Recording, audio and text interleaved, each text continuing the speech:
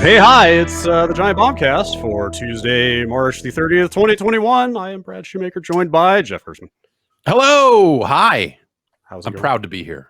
Good. Proud? I don't know. This just was just yes. Yeah. Okay. Yes. Be Stand- loud. Be stand proud. Up, standing up tall, puffing made your it. chest out. Jason A. Stryker, you're pretty tall. Oh, hi. You're capable I of just appearing to be realized- proud. Yes, I'm proud to be here for sure. That's right. That's right. Definitely. Yes. Danny O'Dwyer with us again.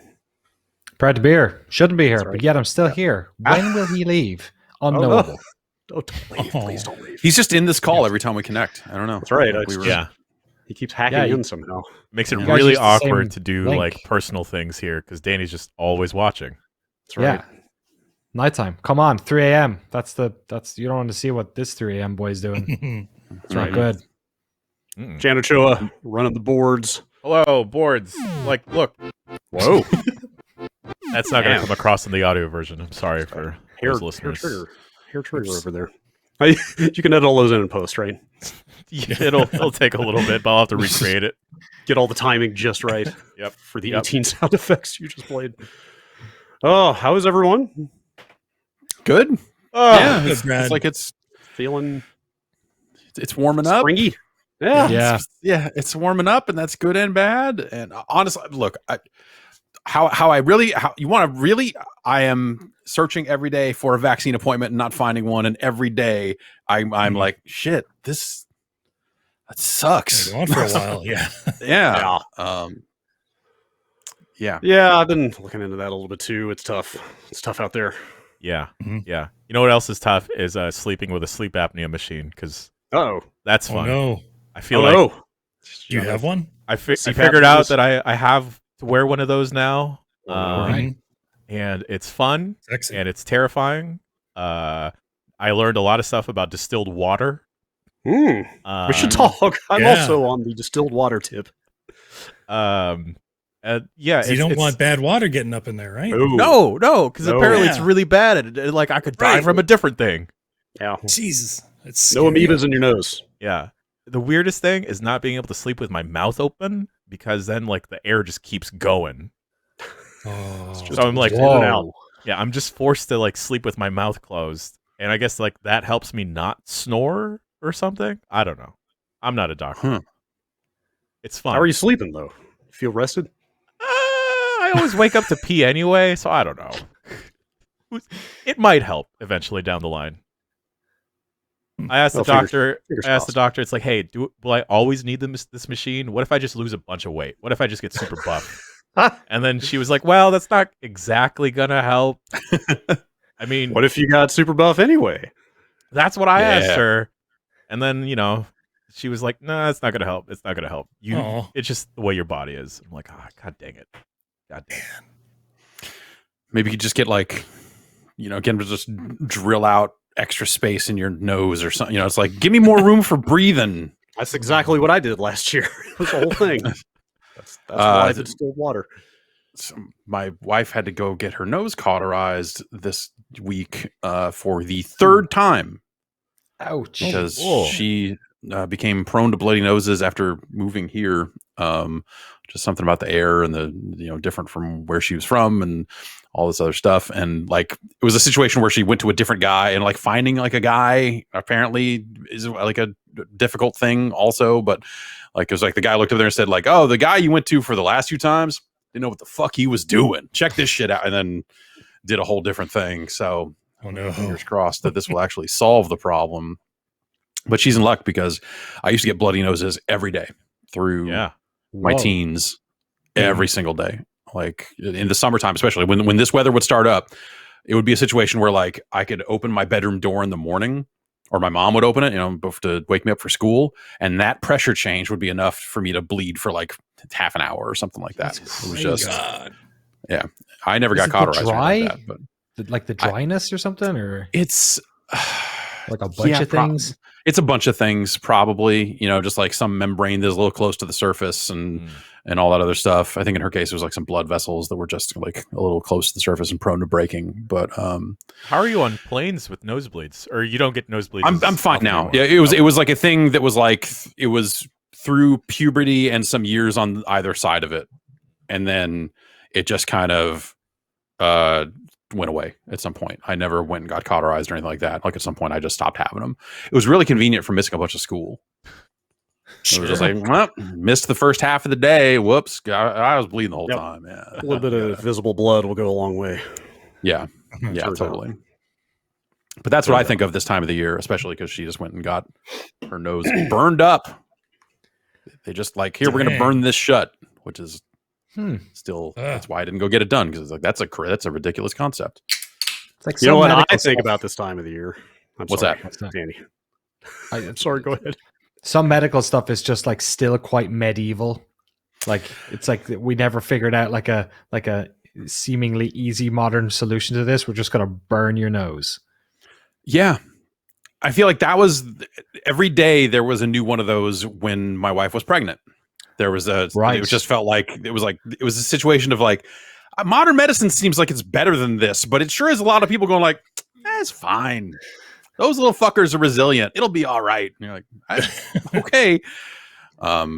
Yeah, that's the more time you spend looking at medicine, doctor stuff, it's still a lot of it does seem like some shit they came up with 400 years ago. Speaking of some shit the people came up with 400 years ago. Just take any segue I can get here. You know, we've been lamenting for a little while that there were new games coming out. Now games are coming out. And I am here to say, be careful what you wish for. Because now we have upon us what may prove to be the defining release of 2021. It's Balan Wonderworld. It's Balan Wonderworld. It's what the Hell yeah. I might like Balan Wonder. What? I don't know what's going on, man. What? Like I don't know what's going on way. here. Kinda. People are so describe down in on what this ways. game. I don't. Okay, It doesn't just- play well. You know what I like All right, yeah. is when you're running along. Oh, I know what you like. And out of nowhere, all of a sudden, this like dancing animal review just materializes around you.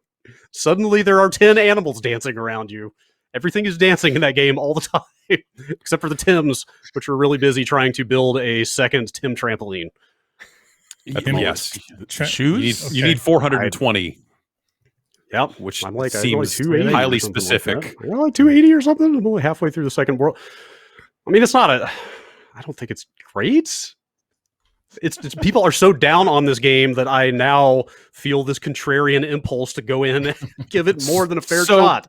So I guess here's the thing. I don't think it is the worst. I think it is a very particular kind of game that is no longer being made, and Yes. it is that way for a reason. I also think that the way that at some point we're gonna have to back up and describe what this game is, but we'll get there. But this game It's a Saturn feels like platformer. sure, yeah, totally. It's a Saturn to like maybe like PS2. It's a platformer that never came out in the US in a different universe. This game only came out in Japan, and some people imported it and fucking like, no, you don't understand. This game's incredible. And you're like, you're fucking crazy. You paid $200 for this thing to import it overnight. You're out of your goddamn mind. So it's nice. Okay. It is totally nice. It's like every time it's I not, see Balan, like- it's like that dude in the top hat. It's just Okay, like, you're yes. just kind of evil knights. You're like I mean, wicked-looking knights, basically. yeah, okay. With a There's some different path. visual, but it's not like some flight loop-de-loop game. No, you know, aesthetically, it is like incredibly nice-esque. It's like someone sat down and said, we want to make a kids game, and think that kids are incapable of even holding a controller, let alone playing a video game. Like every button on the controller does the same thing. Same thing. It Yeah. does the same Like thing. Even the menus, the triggers, Did you even notice- in the even in menus. the There's no back menus- button in the menus. There are no back buttons. Every button confirms in the menu. You have to navigate down to the back button in the UI to go back because every button confirms. Which seems like that's something that they What would is have to this get like waived or something, right? Because I feel like that anyway. It's like that is TCR non-compliant, man. Yeah, I don't. Maybe it seems like it would be, but it's yes. So that's why I say like it seems like they went so far out of their way to make a one-button game that they sacrificed. Like in another world where they like said like, oh, let's have a jump and an attack. Like these suits that you're getting that give you different abilities could have been so much more robust and interesting. I mean, the game still wouldn't control well. We'll still have a nightmare of worth of problems. But like even that one thing, I think would have made it like much more acceptable. And it's this is not the fault of the game, because of course it would be like this. It's more of a word choice, but like the first thing it does is ask you what language you want to play in. You pick English, and then a cutscene starts up where it starts speaking Japanese at you. Yep. And because you're just picking the subtitle language, but it doesn't say that. Right. It really does feel like a thing out of time to some degree. Like, yes, it feels like a 20-plus-year-old game in a lot of ways. And that is the one thing I like about it. It's is like that kind you of charming play it, now. Yeah, you play it and you're like, this isn't even like a B game. This is like below that somehow. But it feels like this is a game. Yeah, this is a game that would come out of Japan. It would never be released in the States because someone would take a look at it and go like, oh no, we're not going to. No, we're not going to bring this over. It's just not good enough. It's not enough tood. Yeah, exactly. And so I guess to back up, it is a platformer. It is like an incredibly sluggish movement platformer where you find suits and you can basically hold 3 suits at a time and switch between them. And also, the suits will have more than one of those suits can be the same suit. Like because when you get hit, you lose your suit. So you might want to have a backup. Yeah, but I think it'll also overwrite one of your unique suits with another suit you already have. Yes. If you accidentally picked it up. I think you want to make sure that the suit you want to discard is the one on the far right of the selection bar, because that's the one that gets replaced. That has completely screwed me over because I assumed logically it would replace the one I was wearing. Yeah, right? It was not what it did. You'd think a lot of things about Balan Wonderworld. And then I had to backtrack to go find the suit I needed again. Yeah. Oh, boy. So that's the part where you see all the animals clapping for you. Those little rings, you stand on them long enough, and a little tent will appear where you can go change which suits you have on you at a given time, and so you can swap between any ones that you've collected but didn't lose and all that other stuff. So it's like this very slow moving platformer. Like the first suit you get is like a wolf suit that when you hit the button, he jumps and does like a Crash Bandicoot, like kind of Tasmanian Devil little whirlwind spin. The jumps are really low and just like flat feeling. Like everything about the movement really sucks. It's not great. And none of the suits really fix that. You get that wolf one first. You get a rabbit suit that lets you do kind of a Yoshi Luigi jump, but you don't, kind of. But like a Luigi. You don't get any height off it though. It's just range. You can get a pig that'll do a butt stomp. So it's like they took Mario's abilities and split them into different suits almost. And so they'll be like, oh, there's these areas in the world where if I stomp a thing down with my butt, it makes another one pop up, and then I can get these coins or these gems or trophies. No coins. There are no coins in the game, just gems and trophies from what I've seen so far. Gotta feed the gems to the Tims. That's right. Yes. So gems. Are the more Tims? Are the Tims just chows? Yes. Yeah. Like there is a real severe Chow Garden vibe in that hub where you're feeding the Tims and building up the Tim Tower. I don't know. Maybe it's because I dragged all my Dreamcast stuff out of the closet to clean it up this week. Like I've been going through all my old game stuff and repacking, and I was literally like, wiping down Dreamcast controllers and VMUs and stuff yesterday. But like, I don't know, the Chow Garden vibe off this game is kind of all right. It's just like, but it's not like there's no. I mean, it's not good. No, it's not good. I think what I like about this game is I don't know what it's going for, and I don't think it even knows what it's going for. But whatever it is, it's really going for it. Like it is. It feels like it's uncompromising in whatever weird idea that it has. I feel like I'm missing information. Like, and it's that thing of just like, oh, like the developers of this intended it to be for children. Like, but I think even that would be bad. But like, not that, but like. Not even for children, because I don't think that they hit that, and I don't necessarily think they were purely aiming for that. Maybe that was a factor, but like, there's some. I feel like there's some sentence somewhere on some mood board at Yuji Naka's place that if I read that, I'd be like, "Oh, this is what you were trying to do." I mean, you nailed it, but why would you do that? It's almost as if there's like a source material that we don't know in the West or something, right? Exactly. It seems so disparate. Yeah, I mean the vibe of the game is like half carnival, half musical.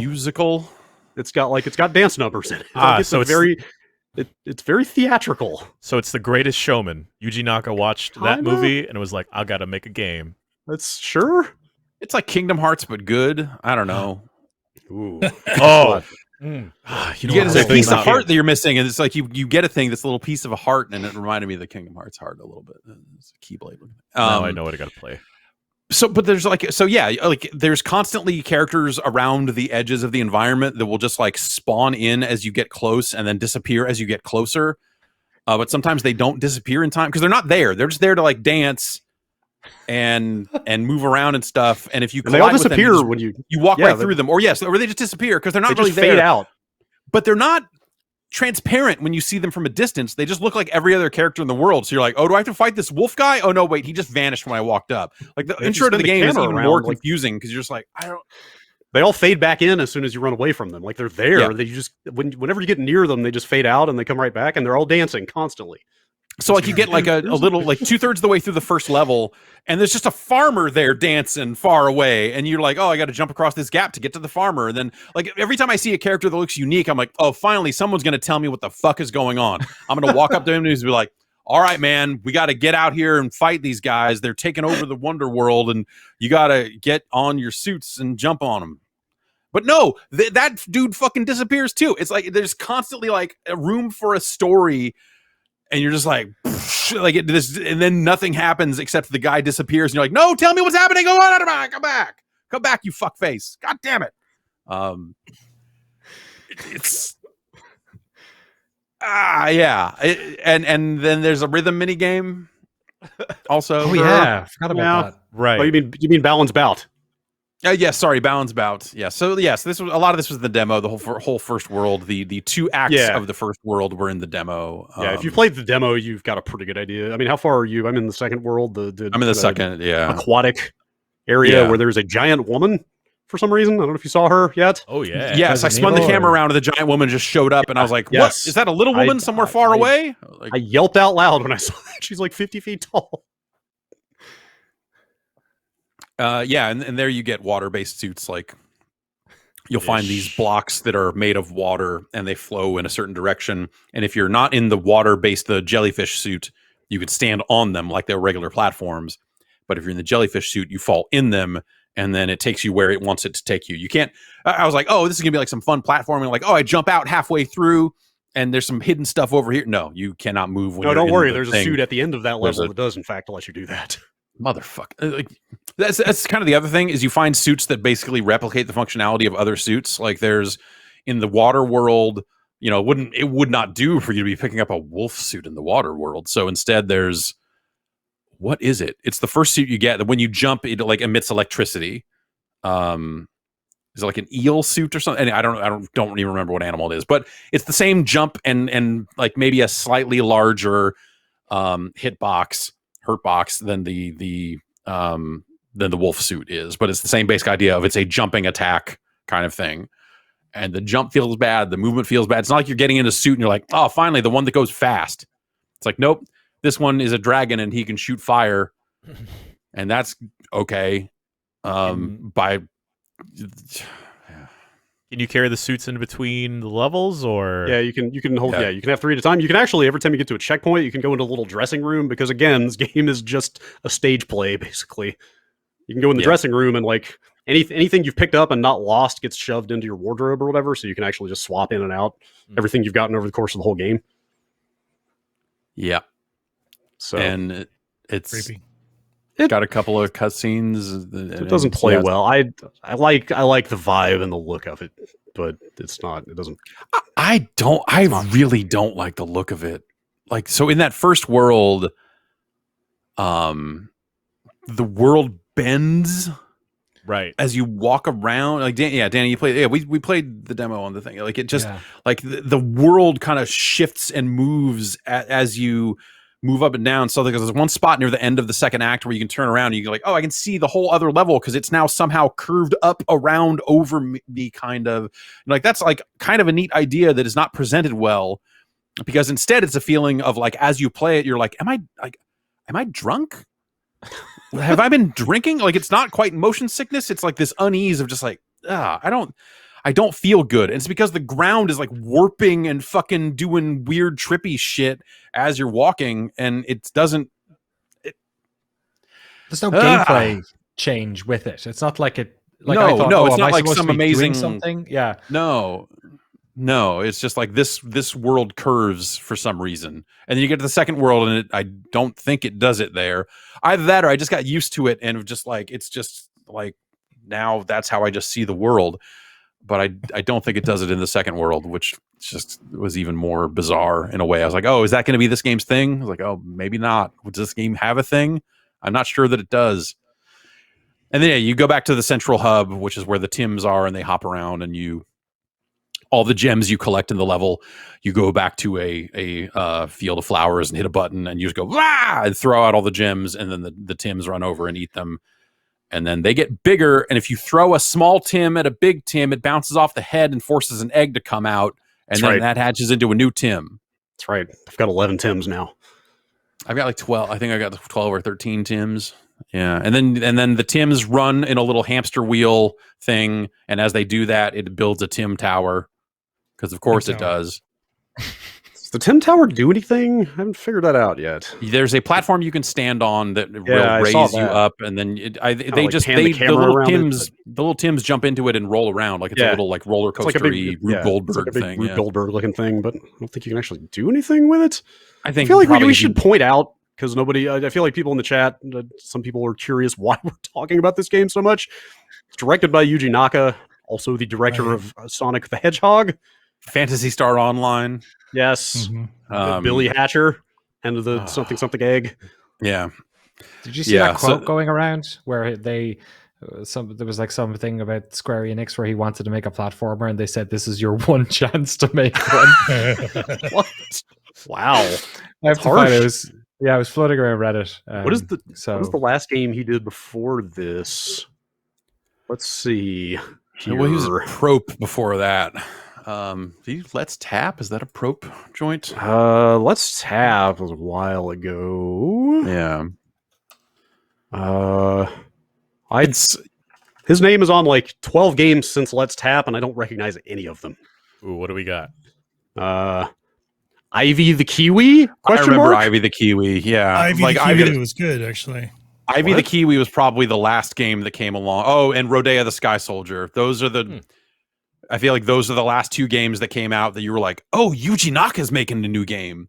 And now there's another one, and I think that it's time to try to move on from that and be like, no, that's not going to rope me in again. I'm not going to fall for it again. It's been too many times now that I've been like, oh, Yuji Naka's new game. We got to check that out. Like, Is he the Kevin Smith of games design out of Japan? Is that... Is Clerks the Sonic the Hedgehog of movies? I think is the question there. Yeah.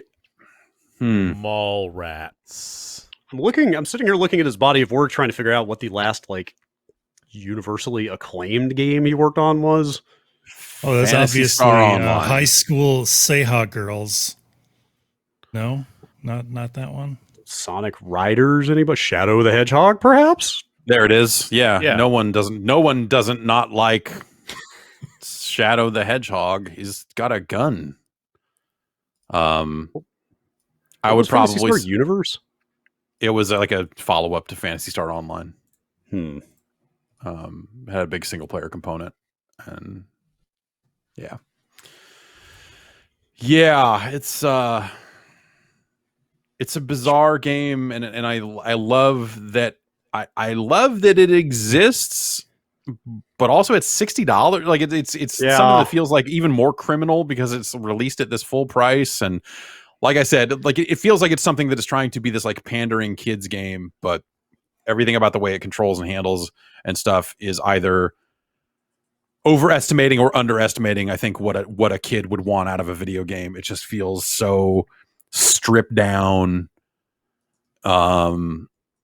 sluggish, but like also the movement feels imprecise and is a hassle. Like some of the platforming, because your movement speed is so slow and your jump is not great, like just getting from platform A to platform B sometimes just sort of sucks. You're like, oh, I somehow misjudged this incredibly simple jump because the character's movement is even worse than you would think it would be based on. Yes, this that movement happens speed. frequently. Yes. It's a weird thing, man. Play the demo if you're interested. You'll get a pretty good feel for what it is by the end of that thing. But now I'm curious because within like 5 minutes, I had a pretty good idea that I didn't want to play anymore. I don't know that it's Well, not what if I easy told to you there recommend. are like 12 chapters in it, and Oh my there's also an achievement in there for unlocking the third act in every world. So I think there's even one more level per world that we're not even seeing here. So what I'm saying is that there's bound to be a lot of depth, and you should probably strive to get every single achievement and trophy in the game if you really want. Man. So Okay, $60 if you're is a real bargain. gamer, Yeah, and I am. then you're going to want to get the full 1,000 or full however many trophies out of Balan Wonderworld. 1,000 trophies.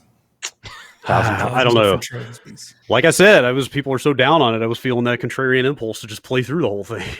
Hearing that it's that long, like I don't know, man. This is like this game is like when I was like 15, 16, this was the type of game I would be completely drawn to because of how bad it was. Sure. This would be exactly the game that I would obsessively be like, yeah, totally. This game sucks. You should play it. It's terrible. Dude, like in the course of this game's release, I was introduced to the term kusoge, which is like the word kuso is a Japanese word for shit. So you can kind of guess what that means. It's basically a shit game.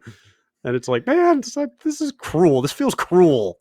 Now I have to like this game. Like I have to counterbalance all this negativity by going into this game intending to like it no matter what. It's where I'm at. It sucks. It's terrible. It's not great. It's not great.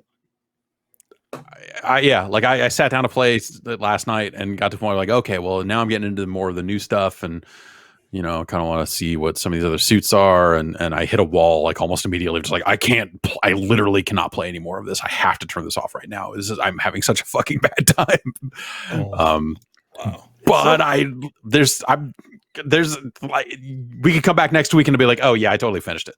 Like, I don't know how it's going to go for me. I don't know how this is going to work out.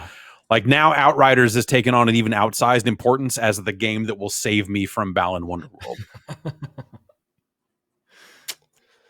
Man. Yeah. Oh, okay. Yeah. Quick question, Jeff. Think about like the worst controlling PS2 adventure game. Does Balan Wonderworld control better or worse than that? There's got to be something worse out there. There's got to be something worse. It's not there. good, but it's not catastrophically bad. Okay. Yeah, but I think it's just very like the movement is very sluggish and the movement is really bad. And the camera stuff is sometimes not great. The camera can be quite troublesome for sure. Yeah. It all just contributes to this vibe of just like, like this was somewhere between like Dreamcast and PS2. This game exists. Sure, which makes a lot of sense from some of the names behind it. Speaking of Dreamcast, in that vein, since like I said, I was pulling all that Dreamcast stuff out. I thought to look at the label on the bottom of my Dreamcast because I was curious when it was manufactured. Mm-hmm. Yeah. Bear in mind that I bought my Dreamcast for $50 after they killed the Dreamcast in a store. It was made in September 1999, which is when the Dreamcast launched. Whoa. You bought a launch Dreamcast at a store. My Dreamcast sat on shelves from launch until after they killed that system off, and then bought it. Jeez, that pretty much tells you everything about Balan Wonderworld. Yeah, Balan Wonderworld would be a game like the way that I will continually bring up Pen Triicelon for the Dreamcast for as long as I probably will live at this point. Unfortunately, Balan Wonderworld, if it was released on the Dreamcast, would probably sit in that same boat of just like, look at this fucking thing. Like it's Super Magnetic Neo and all this other like it's just right in there, right in that pocket for sure. Of like bottom tier Dreamcast platformer to like post Dreamcast like PS2 glut when suddenly there were just like a zillion games coming out all the time because the PS2 was so popular and so everyone got in on the act. Like this would be a game that would somehow be a budget game for PS2 in Japan, but for you to import it, it was about $120 or something. like that sort of thing. Yeah, it's astounding that this game has been released worldwide in the year 2021 at full price. It's crazy. It's crazy. It's a new decade. I'm scared that I'm going to finish it.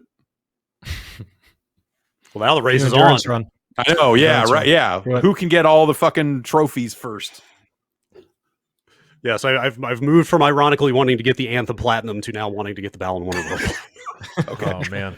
Always got an ironic platinum on the back burner. Hey, also, I got the PS5 version, and even though every button does the same thing, it does put a little bit of resistance into the triggers for whatever fucking reason. I noticed that. Yes. Was it a mistake Alright. to get to just now buy it on the Switch? Because now I'm not going to get any type of trophies or achievements. Yeah. Also, probably, I bet the Switch version doesn't run as well. Oh, It fantastic. runs awful. Oh. Well, Oh. Yeah. at least those cutscenes might look okay. Some decent There you dance go. numbers in there. Yeah, they're fun. Oh boy. Does anybody have a game they can recommend without reservation? Perhaps, let's say, Monster Jam Steel Titans 2? How did I know you were coming over to me?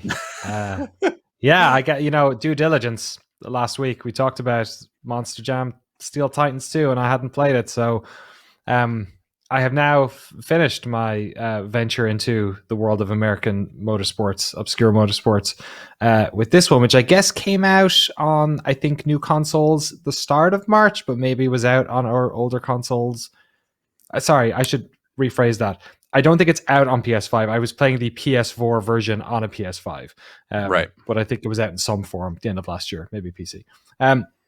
It's basically, I think when Jeff mentioned the fact that it was made by THQ and sort of imagined what game it was, he actually breathed it into existence, the exact game he was thinking about, because it is like, it's such a bizarre throwback. Like, it has way more fun in it than Monster Truck Simulator did. This is like, I guess Monster Jam is like the brand, right? The Right. Yes, that's touring. the touring. Like, hey, Monster Jam is coming to your town, and then this is like Rainbow did this, right? Like their name, I feel like, is on a lot of like this style of monster truck and or motocross games. I've this is maybe my first time experiencing their work, but it has all, your number one request, which is that it had licensed trucks in it.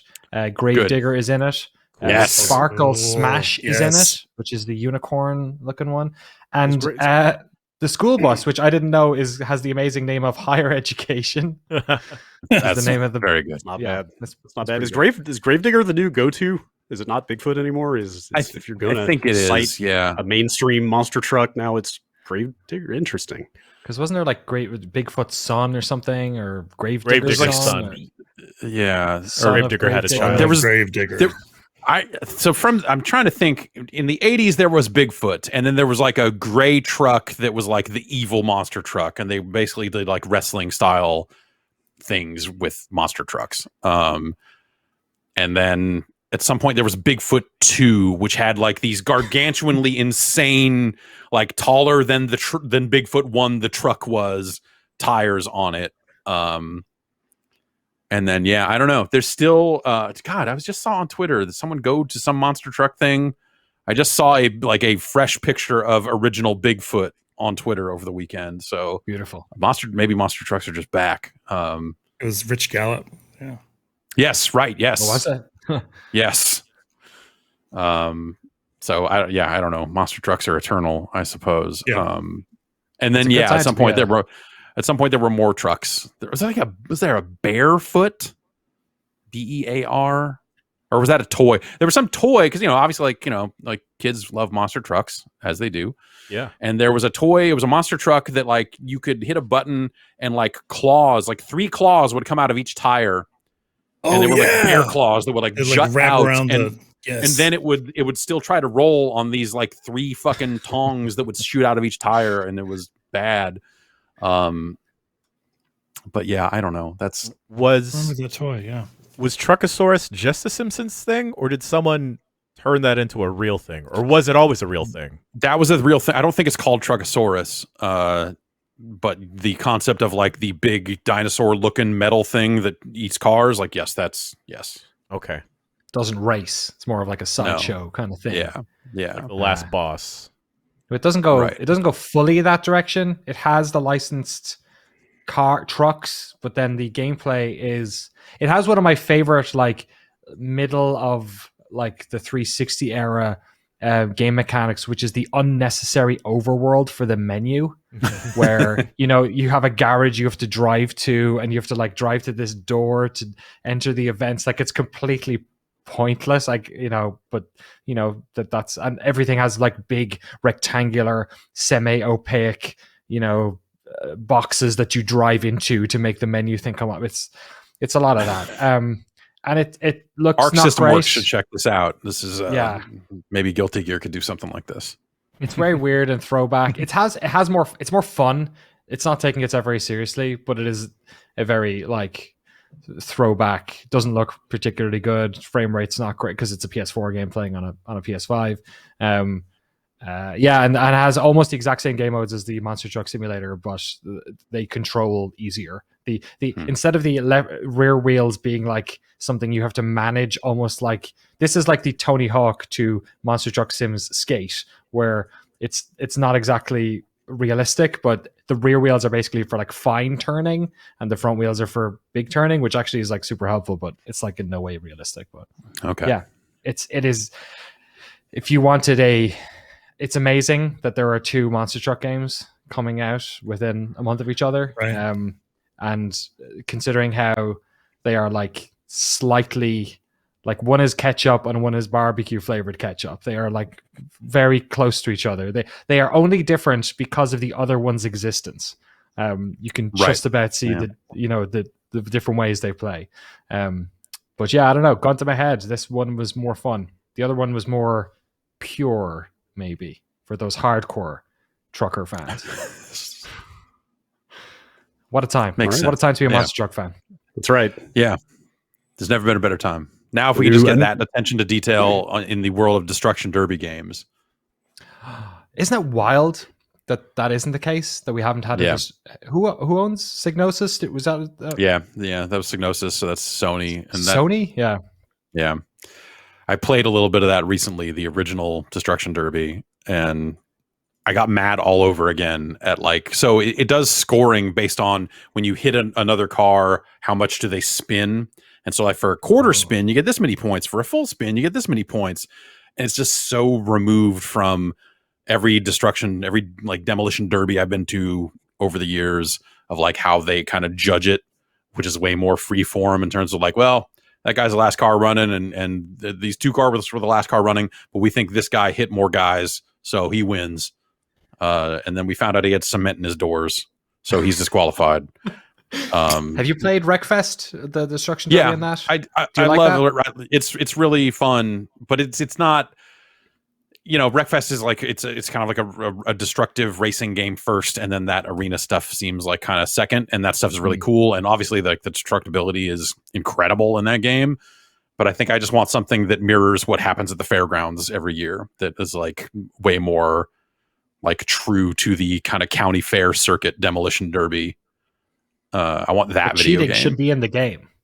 Yes, absolutely. Yes. If you hire a good pit guy who knows where to pour the cement, or you are really good friends with the judges, you can get away with murder. That's the game I want. Actual murder. Yes. Driver side door shots, like all that stuff. Just, I want that game. So like the beginning of Too Fast, Too Furious when they introduced Tyrese. Yes, I want that. I want that game. Okay. Every single time they put out a new PlayStation, I always think to myself, a new Destruction Derby sure would be a good way to show off the power of your new PlayStation. Totally. And then they never do it for some reason. And then they went and called the game Destruction All Stars, and it's not really even in that lineage. Yeah, it's a shame. That game seems like it has gone away. Oh yeah, I haven't touched it. Yeah. I kept thinking about firing it up, but all the other games came out, and then I got the sense that nobody I know is playing it anymore. So I was like, Yeah, I've heard very little buzz. Yeah, it's neat, but Yeah. Yes. How was everyone's mon hunting? I It's made been a real dog. good. Yeah. Yeah, I What'd made you a name dog.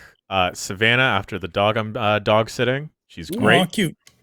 Oh man, I don't know what it is. I think when I got into Monster Hunter World, I had a lot of hard times like lining up to play with my friends because like two of my best friends are like really really into Monster Hunter, and I could never like align our schedules or whatever to play. So I know Jason, you mostly primarily play Monster Hunter like solo dolo, correct? Solo, yeah. Yep.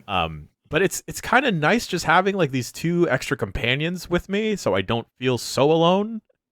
True. That I can kind And of they're useful as Yeah. hell too. Yeah. And I like even from the very get go, you're able to kind of choose how your Palico, like what style of an AI it is, whether it's like just a normal healer or whether it's more aggressive, and then just the mobility with your Palamute is something I don't ever want to lose if we ever get another Monster Hunter World game.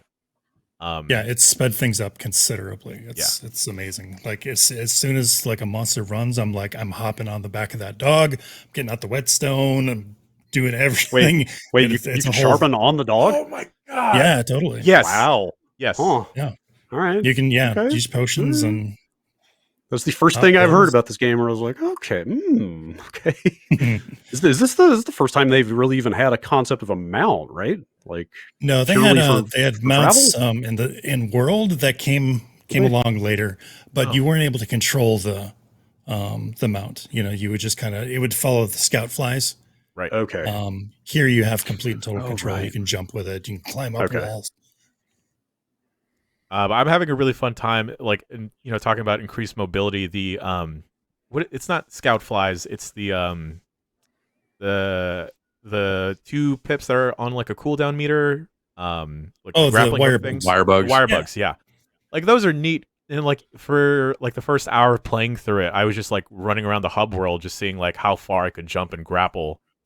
Yep. I still do that. Yeah. Yeah. I just wish it wasn't limited to two. At least where I'm at. Like, does that change at all, Jason? Or No, you can find more wire bugs out in the field, but they're temporary. You know, they're on a cooldown.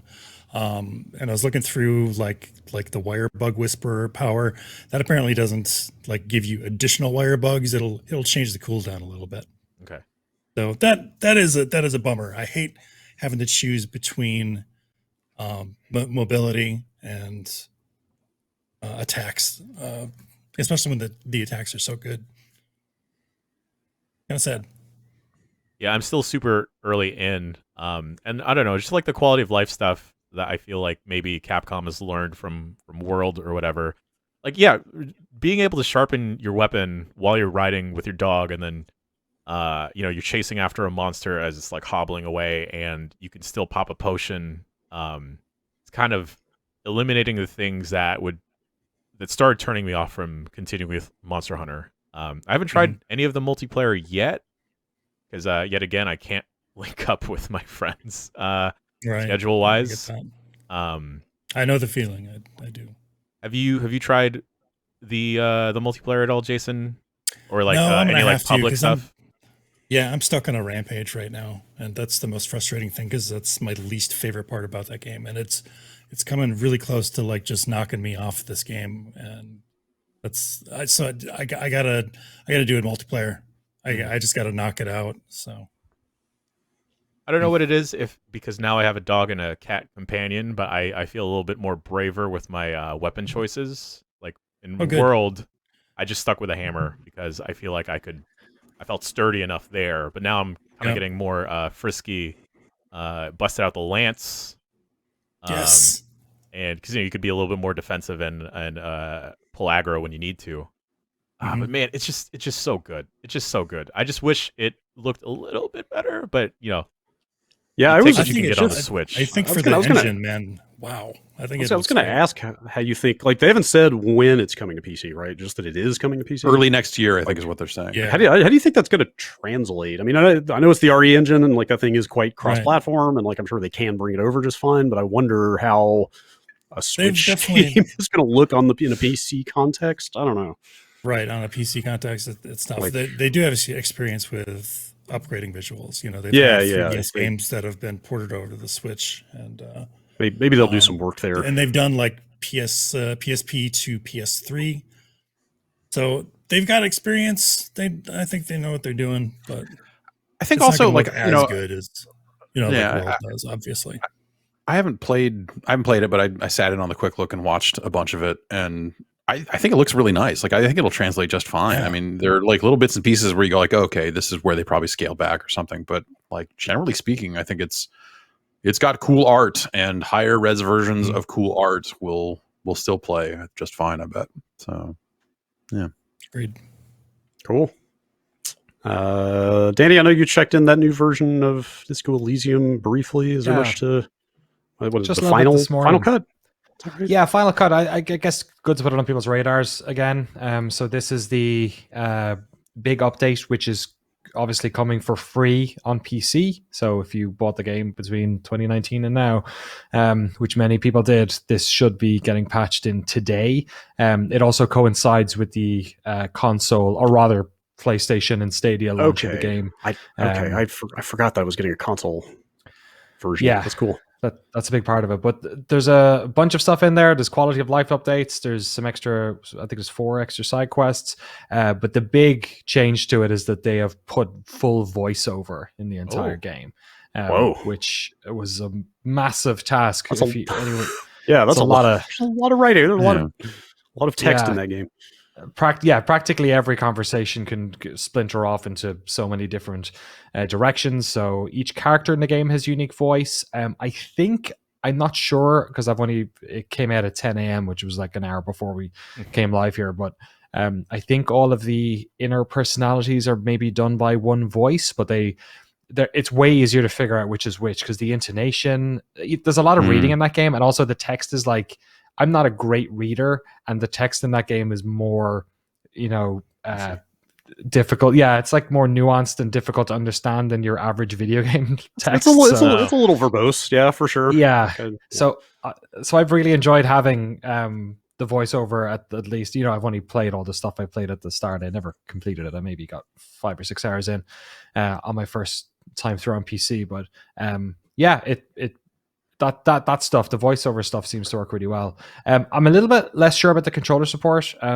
You move the character with the left stick, and the right stick kind of magnetizes 2 points of interest. Because obviously to replace the mouse, it's been a little bit finicky. Like almost like the dead zone on the left stick is. There's like a window of time that if you try and then click on something, I'm finding myself like moving twice to get something and trying to open a door twice and doing some of that. And I actually had some frame rate problems, but I just restarted my PS4 to see if that made a difference, and it seems to have totally fixed it.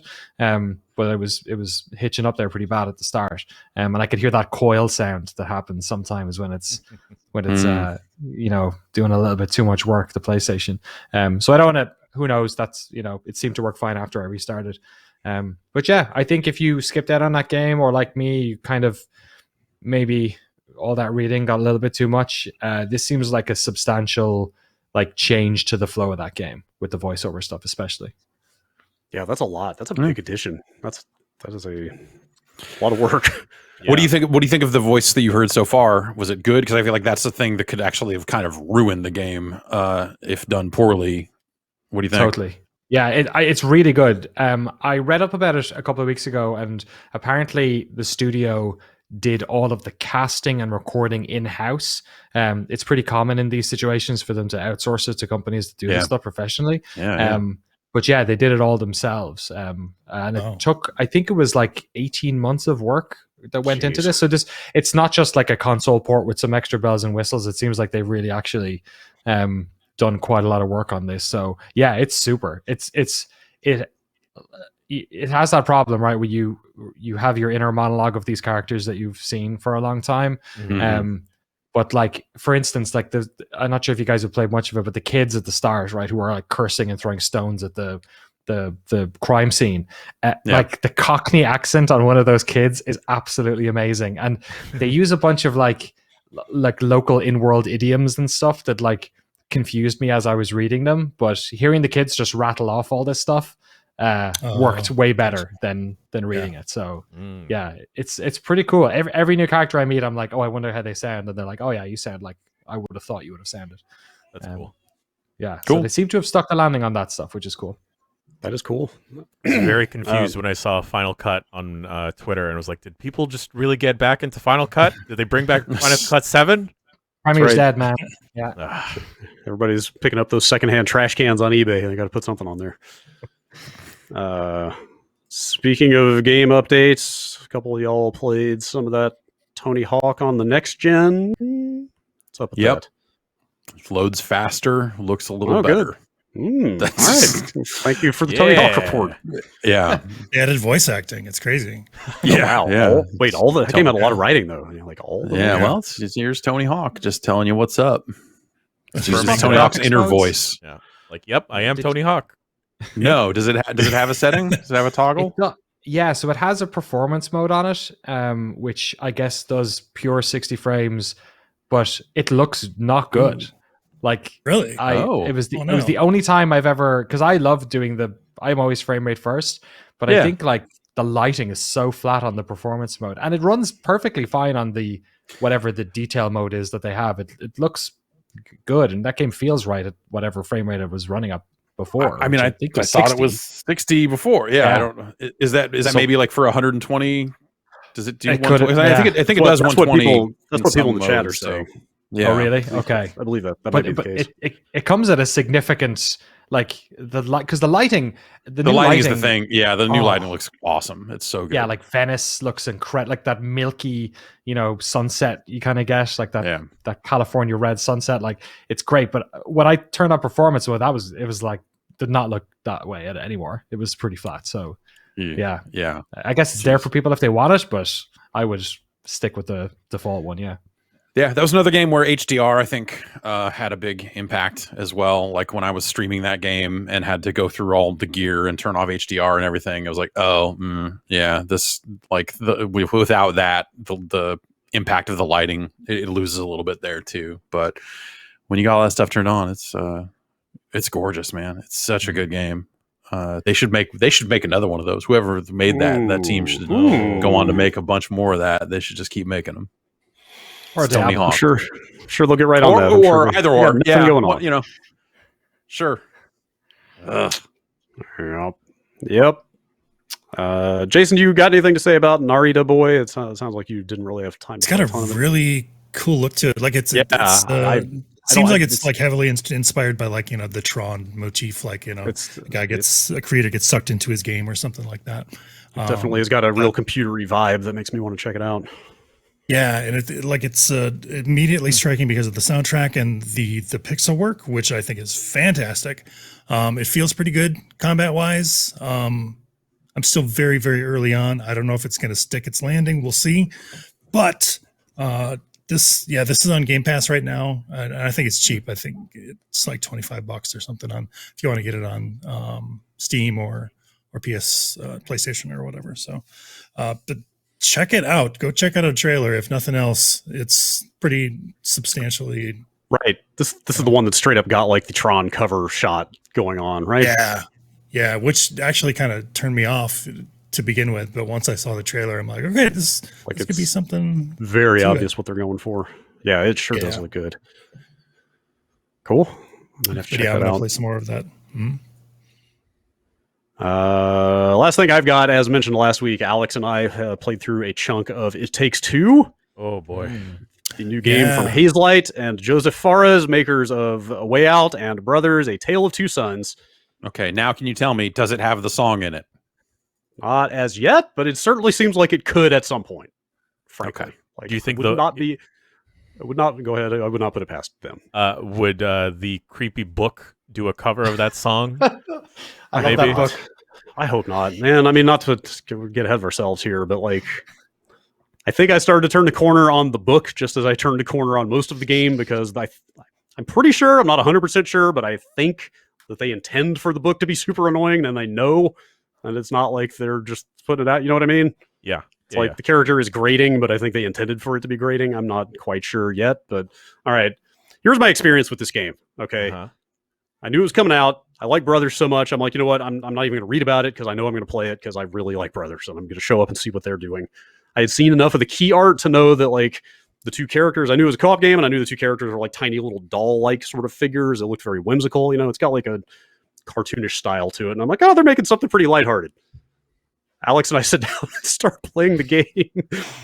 And it's very clear about 90 seconds into the intro that what this game is actually about is like a bickering, like an acrid, like marriage, like a disintegrating relationship between two bickering married people who are getting divorced and quickly inside of 5 minutes presenting the reality of the divorce to their young daughter. I was like, oh, this is not what I thought I was signing up for at all. Yeah. It's rough. Yeah, but then through the magical power of a child's tears, the two parents become tiny little animated dolls, and then suddenly it's a Honey, I Shrunk the Kids situation where they have to work together to escape their now gigantic house and fight a lot of household objects along the way. And yeah, it was kind of I don't know, man. Like I started coming around on it by the point that we got to where we left off. I think it's actually not that bad, but it really makes a gigantic downer of a first impression. Yeah. Maybe if you don't expect to see it coming. Especially because like I had originally thought like, oh, I'll play through that with my girlfriend, and now it's like, maybe, I don't know, if like it's like some awful like, disintegrating relationship, maybe not like fun togetherness couple time type material. I'm not sure. Yeah, after a year of being locked in the same house. Right. Yeah. Yeah. It's I mean it's a 3D platformer with like mostly puzzle solving kind of elements. There's not really combat or anything, and it's like I didn't play A Way Out, but I think it's kind of the same format of it's split vertically down the middle, so each player has got like a tall screen but not a wide one. Except every once in a while it will go to a horizontal presentation, but for the most part it's oriented like for each player like a phone screen. Like it's a very tall, thin kind of thing. Right.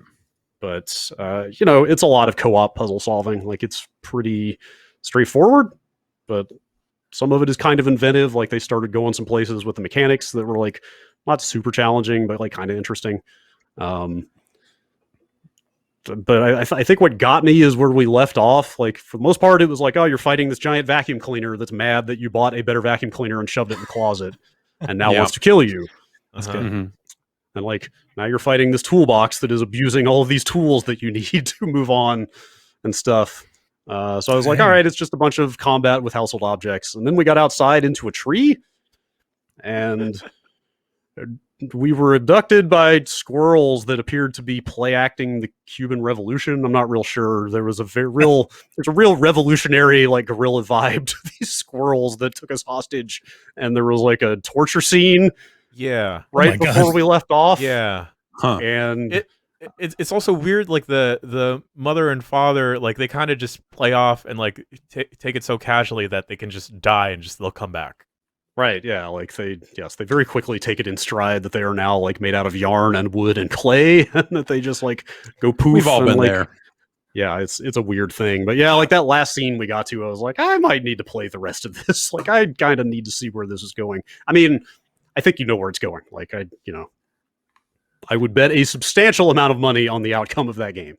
I can't say for sure. But. What do you think? Because I could see it going. I think it would be tempting to be like, oh, they end up like figuring it out along the way and they stay together, or like hey, no, we're actually doing the grim thing and they're totally getting divorced. I guess it's possible. I mean, the piece of context I left out is that there is a slow but steady inversion of like mostly bickering, not a lot of affection, and then they sort of those ratios start to change. You know what I mean? It's just like, oh, now they're starting to complement each other a little more on like killing that gigantic toolbox that was about, you know what I mean? It's like, oh, you did a good job there. Like, it's like, okay, I see them like warming back up to each other here. Like, this is totally happening, isn't it? Mm-hmm. I mean, I don't know. Like, I think I could see them just pulling the rug out again at the end and be like, nah, totally, still doing it. Like, totally. Like, it could, especially, like I said, because we got to that point where it was like, okay, this is going places I did not expect. I think I need to see this play out at this point, but The other thing that might be a little disappointing for some people or frustrating is that like the boss fights in particular are kind of unforgiving in a way that like if you're trying to play this, because you have to play this with another player. There is no like AI controls the second player. You can do it online or local, but some of those boss fights, if you were looking to play it with somebody who doesn't really play games, like I don't think that's going to be a fun experience necessarily. There's a lot of like pretty demanding like platforming, jumping over obstacles, like tight timing windows and stuff on some of those bosses. So like I think you need probably to find somebody who's got like pretty solid like platformer experience, kind of experience with a controller. I don't know. I haven't tested that theory, but like we died a couple times on both of the bosses that we fought. So I think that might be kind of a stumbling block for some people, unfortunately. But is there online matchmaking or? I don't. That's a good question. Just friends. I went through that process and I don't remember. I mean, we played it before it was out, so I didn't even think to look for it. And then do you get a gift copy or something? I believe it's somebody online. I want to say it's the first. There is like a friend pass, but I want to say it's only maybe the first chapter of the game that you can play through. I could be wrong. Okay. Talk amongst yourselves. I could look that up real fast. I Yeah, saw some mixed messaging on that. I'm really torn on like this. Like conceptually, it's awesome that someone's doing this, and hey, cool. Like make a co-op only game and all this, but I don't like it. I'm never going to play this game.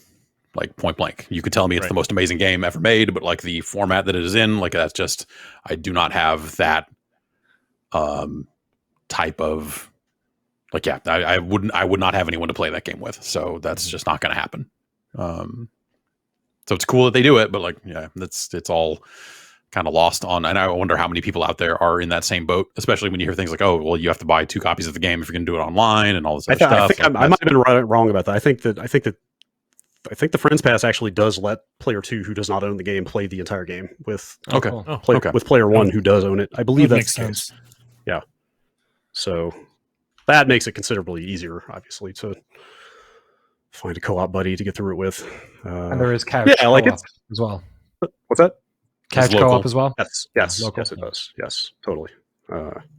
Yeah, it's interesting. There was a scene before you and Alex got to the squirrels where the daughter of the couple is trying to talk to her parents, not knowing that her parents have been transformed into dolls. And they're just like lifeless husks. Yeah, like part of the conceit of their transformation is that their full-size real bodies stay in the world. They didn't disappear, and except that they just are sitting there like zombie-like, just sort of like swaying back and forth with their eyes closed. And yeah, like she walks in on her dad like that. Except she thinks that he's just ignoring her, so she kind of just like sulks away. Yeah, because to her it seems like her dad just doesn't want to talk to her. It's like the whole thing is like a little bit of a bummer. Like I don't know. Again, like I kind of want to see where they're going with it and see how it maybe redeems that or not. Yeah, this is going to be hard to try and convince my partner to play along with me, especially with how this game opens. Oh yeah, it's kind of a lot. It's kind of a lot to take in at first, but it seems pretty well made, and I think it sounds like it goes some places just mechanically as well. So I kind of do want to see the rest of that at some point. But yeah, that's now you know what that's about. All right. Yeah. So, all right. With that, let's take a break and come back with some news. We'll see you in a minute.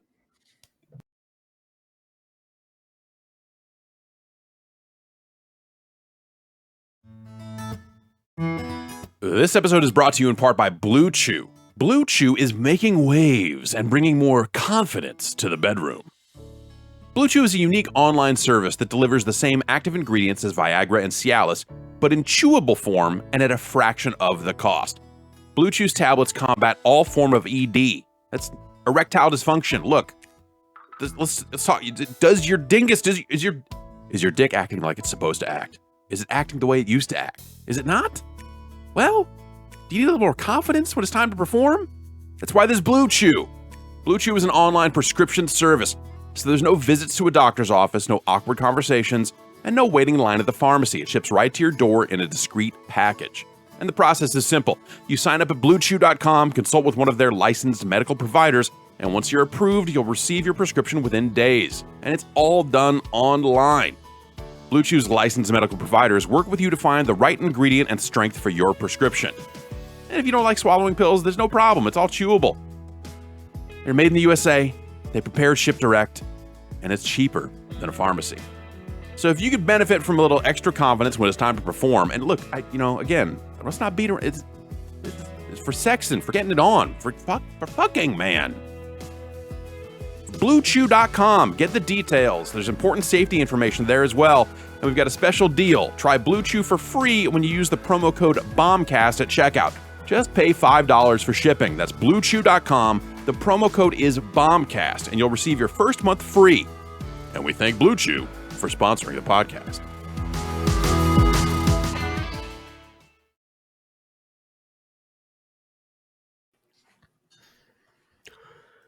I have before me a grip of news stories. Just stacking them up over here.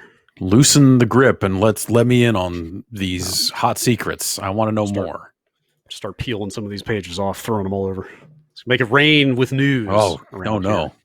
That's what's going to happen. Let's do that.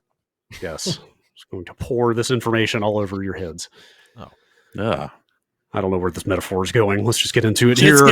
Let's go. Could you sing all of Pour Some Sugar on Me, but make it about news? Man, could it go there? I'm gonna have to if you give me a few minutes, I'm gonna have to overdub myself like 12 times to get that that's sound fine. like chorus effect going. It's gonna take a little bit of time. But Okay, that's fine.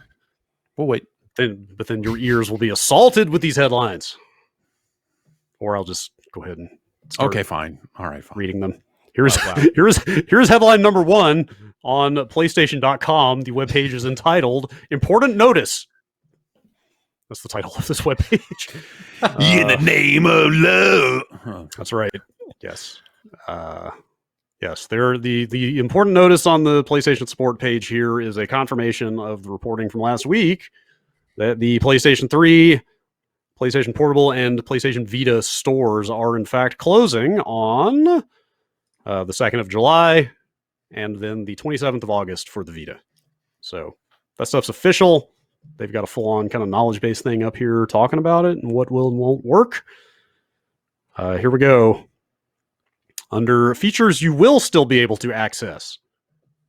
Mm-hmm. You will still be able to re-download and play previously purchased game titles, access previously purchased video and media content, redeem Game and PlayStation Plus vouchers. I assume that means games for those platforms. Yeah, like if you're buying a card in a store or something, or Right. if you have like something like that. Yeah. If you somehow find an ancient code for Tokyo Jungle, you will still be able to cash it in and get Tokyo Yes. Jungle, I guess. Sure. You will still be able to re-download and play claimed game titles through PlayStation Plus as long as you remain a member of the service. Features you will lose access to. You will no longer be able to purchase PS3, Vita, and PSP digital content, including games and video content.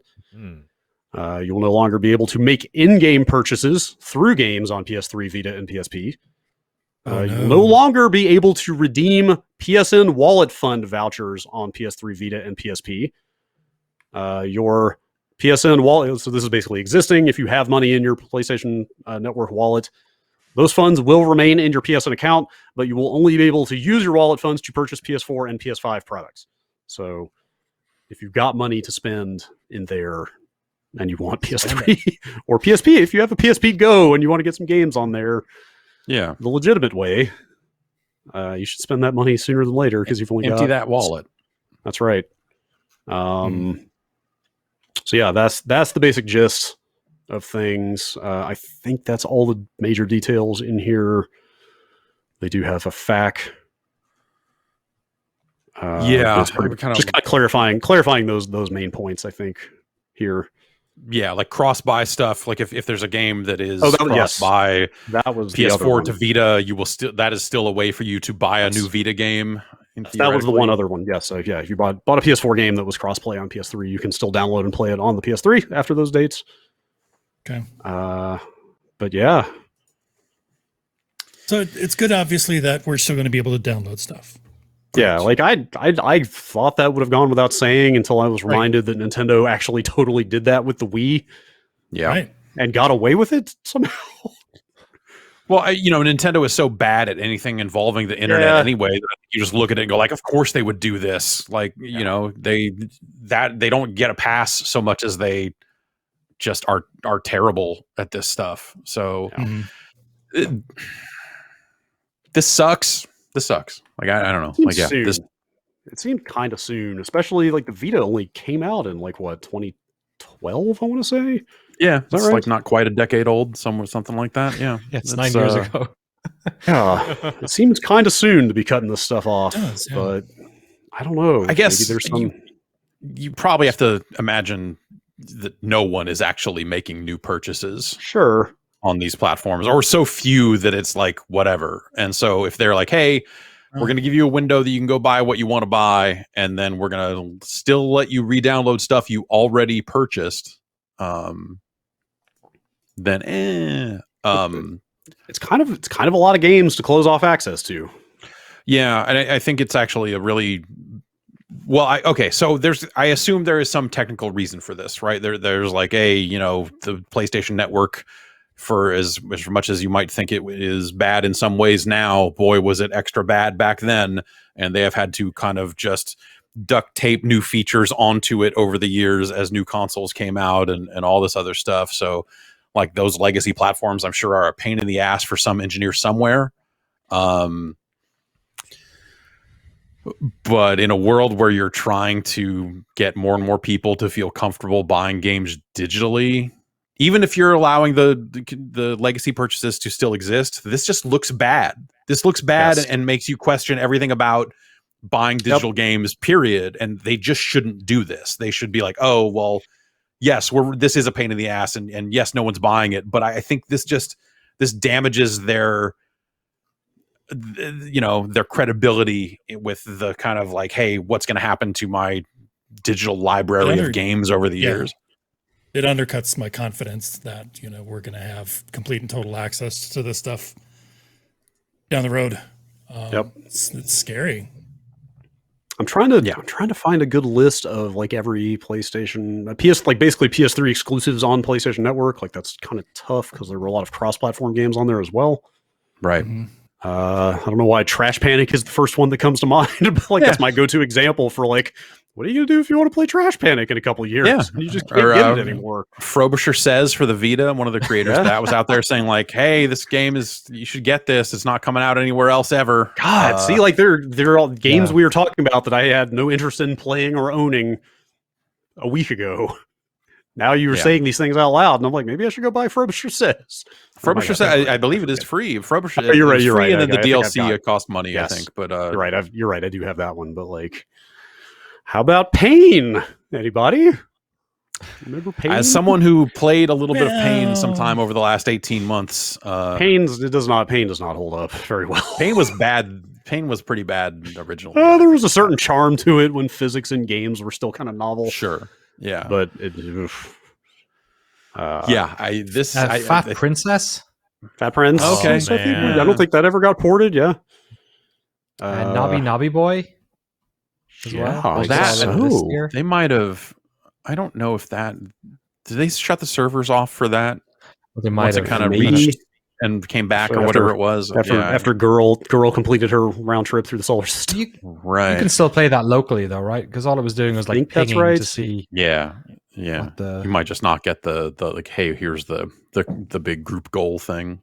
Chat throwing out all kinds of examples here. Echo Chrome. Oh yeah, Echo Chrome. Grip Shift HD. Some of the bigger PSN games, to be fair, like Flower, Flow. Some of those that game coming to games, like some of those got ported to PS4. I want to say 5, right? Yeah, no, maybe. Flower? Yeah, I feel like Flower came out on something recently. I don't know if there are any native. It's on maybe. No, I think that game coming to games came out on PC. You're right, actually, if I'm not mistaken. What about the MGS4 database? Yeah, that weird database thing they put out. Think about all the PlayStation Home stuff we lost already.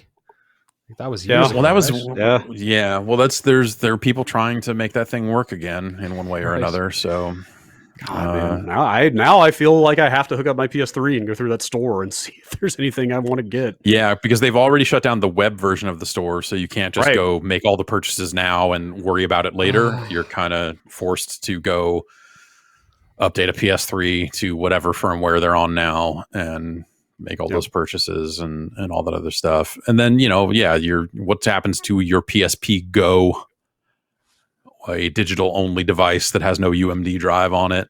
I'll tell you what happens to your PSP Go. You lose it?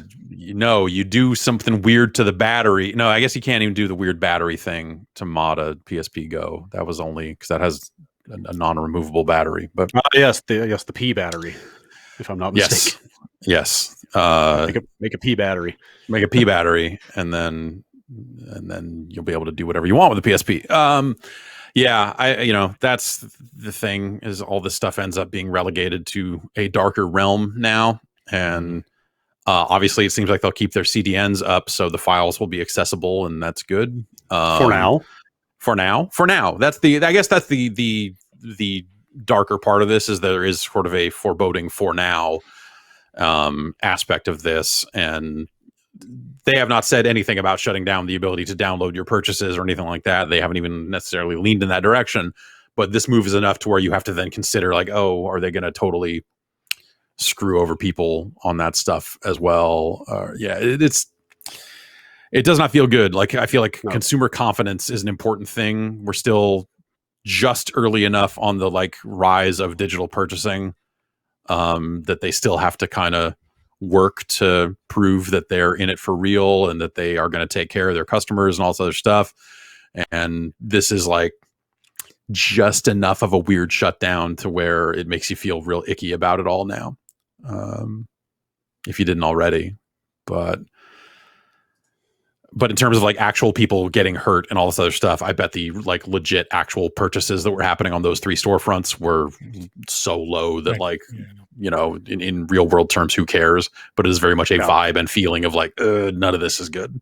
So for sure, I think, and not knowing anything about the technical reasons why they would do this and all this other stuff, I think they should have stuck it out and just kept that stuff up and figured out what they needed to do to keep that stuff running, just to not be in this situation. Unless there really are just infrastructural factors that are holding them back from doing better things going forward, I guess I can see. And I think if that's the case, they should say that and be able to kind of show it. And that, I think at least they could try to make their case to consumers then and say hey, because we're doing this. I think that was part of the original Xbox Live shutdown, was hey, there's a lot of legacy stuff we're tied to by virtue of old Xbox Live having to be up, so we're gonna take it down.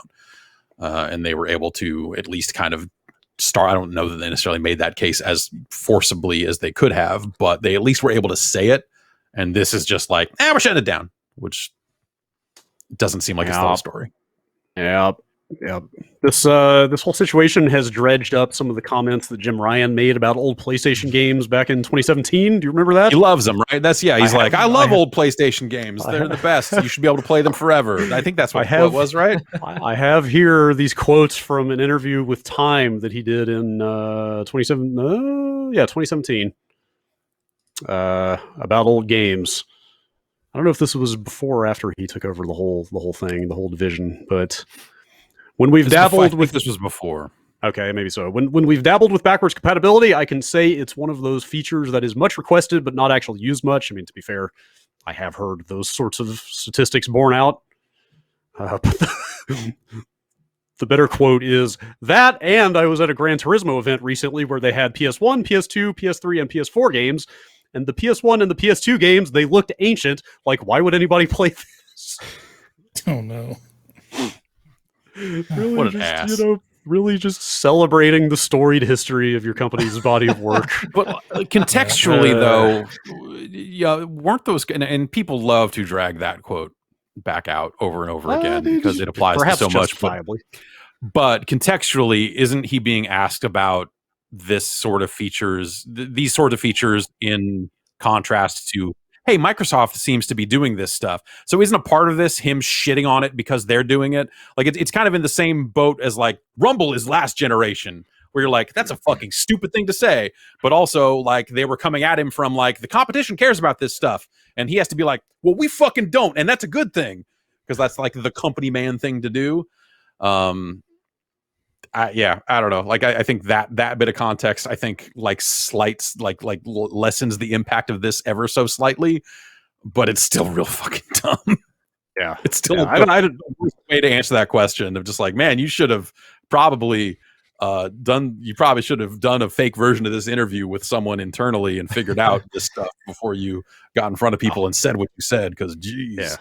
I mean, there is no mention of the Xbox directly prior to that particular exchange in this article, but obviously it has been presented in that context in some situations. Okay, yeah, because I remember it as being like they were getting not heat per se, but it was definitely like Microsoft was really pushing the backwards compatibility stuff really hard.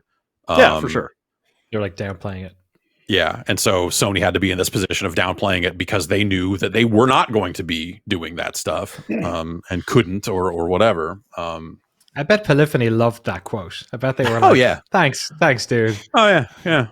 I mean, you're right, I guess, but hey, fuck you. Also, like, I crawled under how many cars to like record, muffler noises. I've been also to the Polyphony office, of those, man. Yeah, how many of those models made it into later games? Like, fuck that, man. How many people slept in that office to get those games done?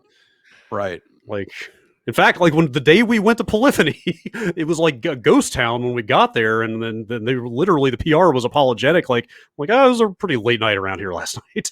Like, everybody was like fucking exhausted because they'd been up all night working on the games. Anyway,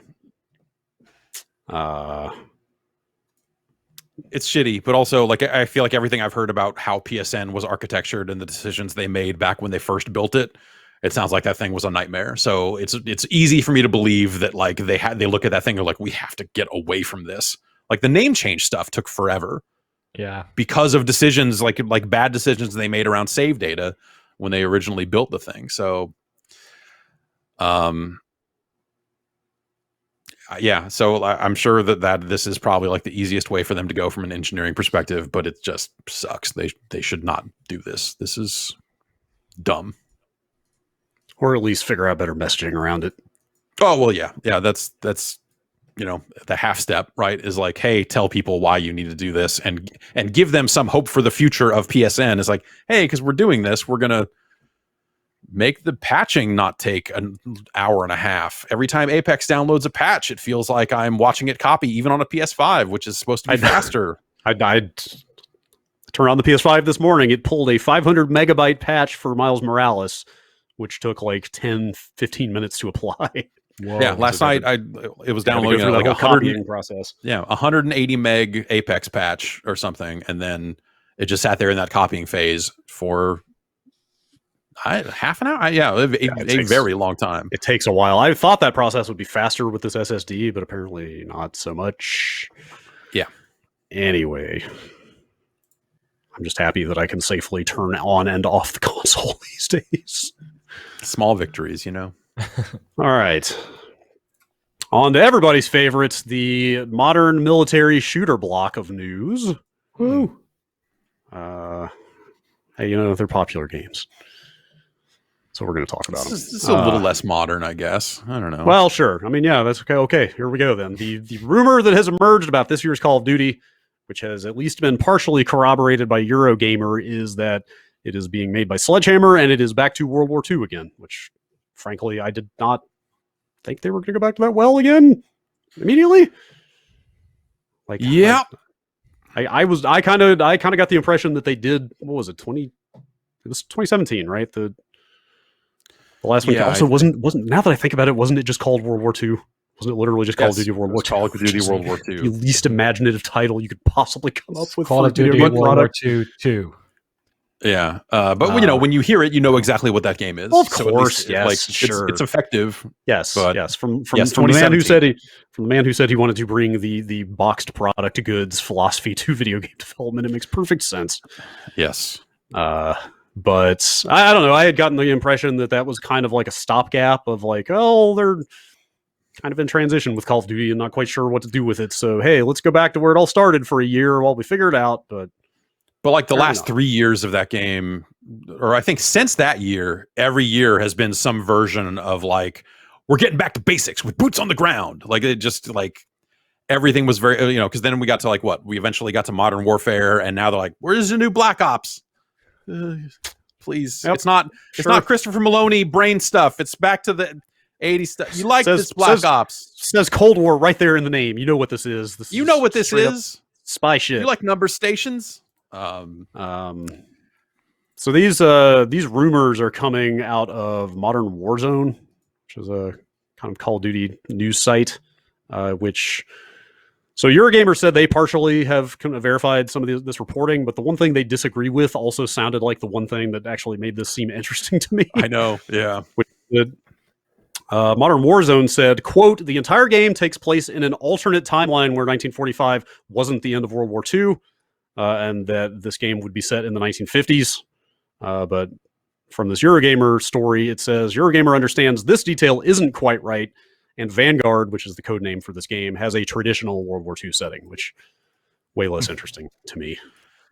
Yeah, that to me says that they've like whatever their version of the zombie mode is, whatever their third mode is the alternate history thing, right? That's probably Sure.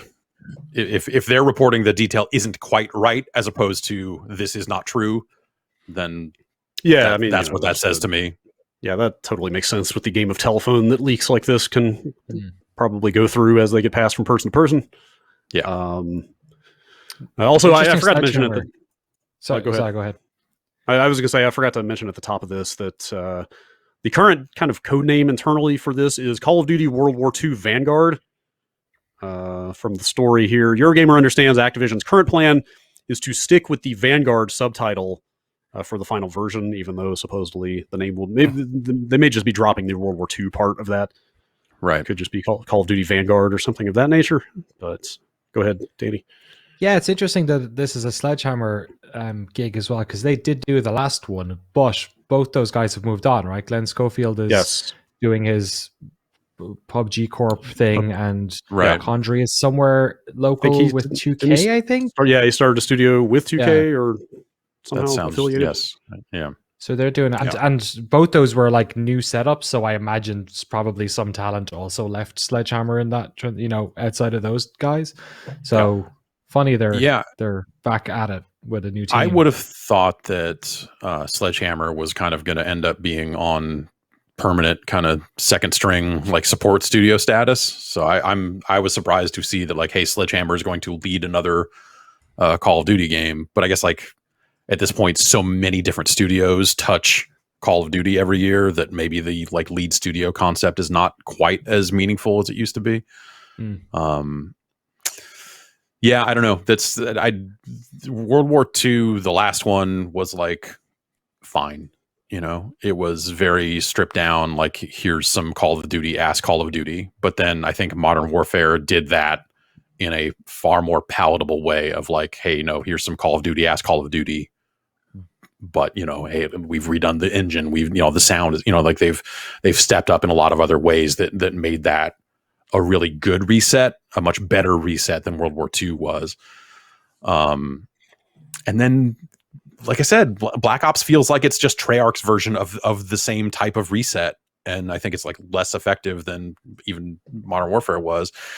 And so, yeah, the idea of like them returning to World War II now, like that feels like something that they, like you said, like as a stopgap, like, hey, let's just kind of like get this back on the rails. People didn't like the space stuff, so let's go as far in the opposite direction as makes sense for the type of game we make. And I think it's really weird, especially in a world where they are now kind of tethered to Warzone. And have to kind of try to figure out how to update the battle royale side of things with whatever the content is from the big Call of Duty release, which I feel like the Black Ops rollout into that stuff seems weird. Like they put the guns into it, but didn't feel like, hey, they did put out a new map, but it was like a smaller map. It's just weird. Like Warzone feels still strangely detached from Black Ops, maybe because you have to launch it in a separate executable or whatever. But like, I just don't know how you then go like, and now we're just going to put a bunch of World War II guns in it too, or what they end up doing to try to maintain Like, hey, this has the last 3 years of Call of Duty dumped into it. It just seems weird. It's weird. Yeah, this Eurogamer story says something about some kind of zombie-related event coming to Warzone soon. Have they talked about that, or is that just a rumor? Yes, I think they did. I think they did that.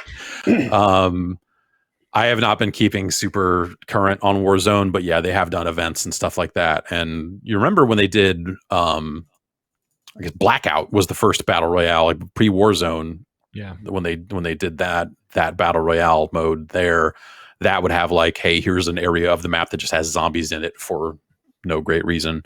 So they've done that before, but yeah, they tried to they hid a bunch of secrets that led to the announcement of Black Ops throughout that map to try to, give people like a viral way to find out about the new game.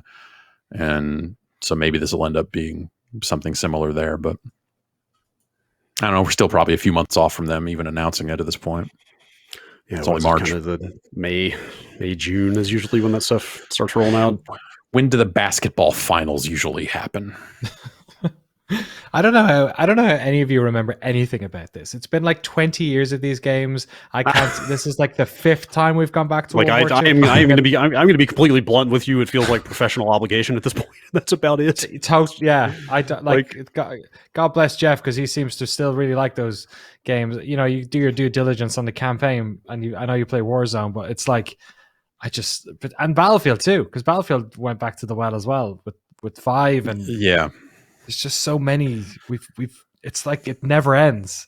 Like everything else changes in games, but Call of Duty will It's always a be machine. with us. Yeah, War never changes. churning out. Everyone knows this.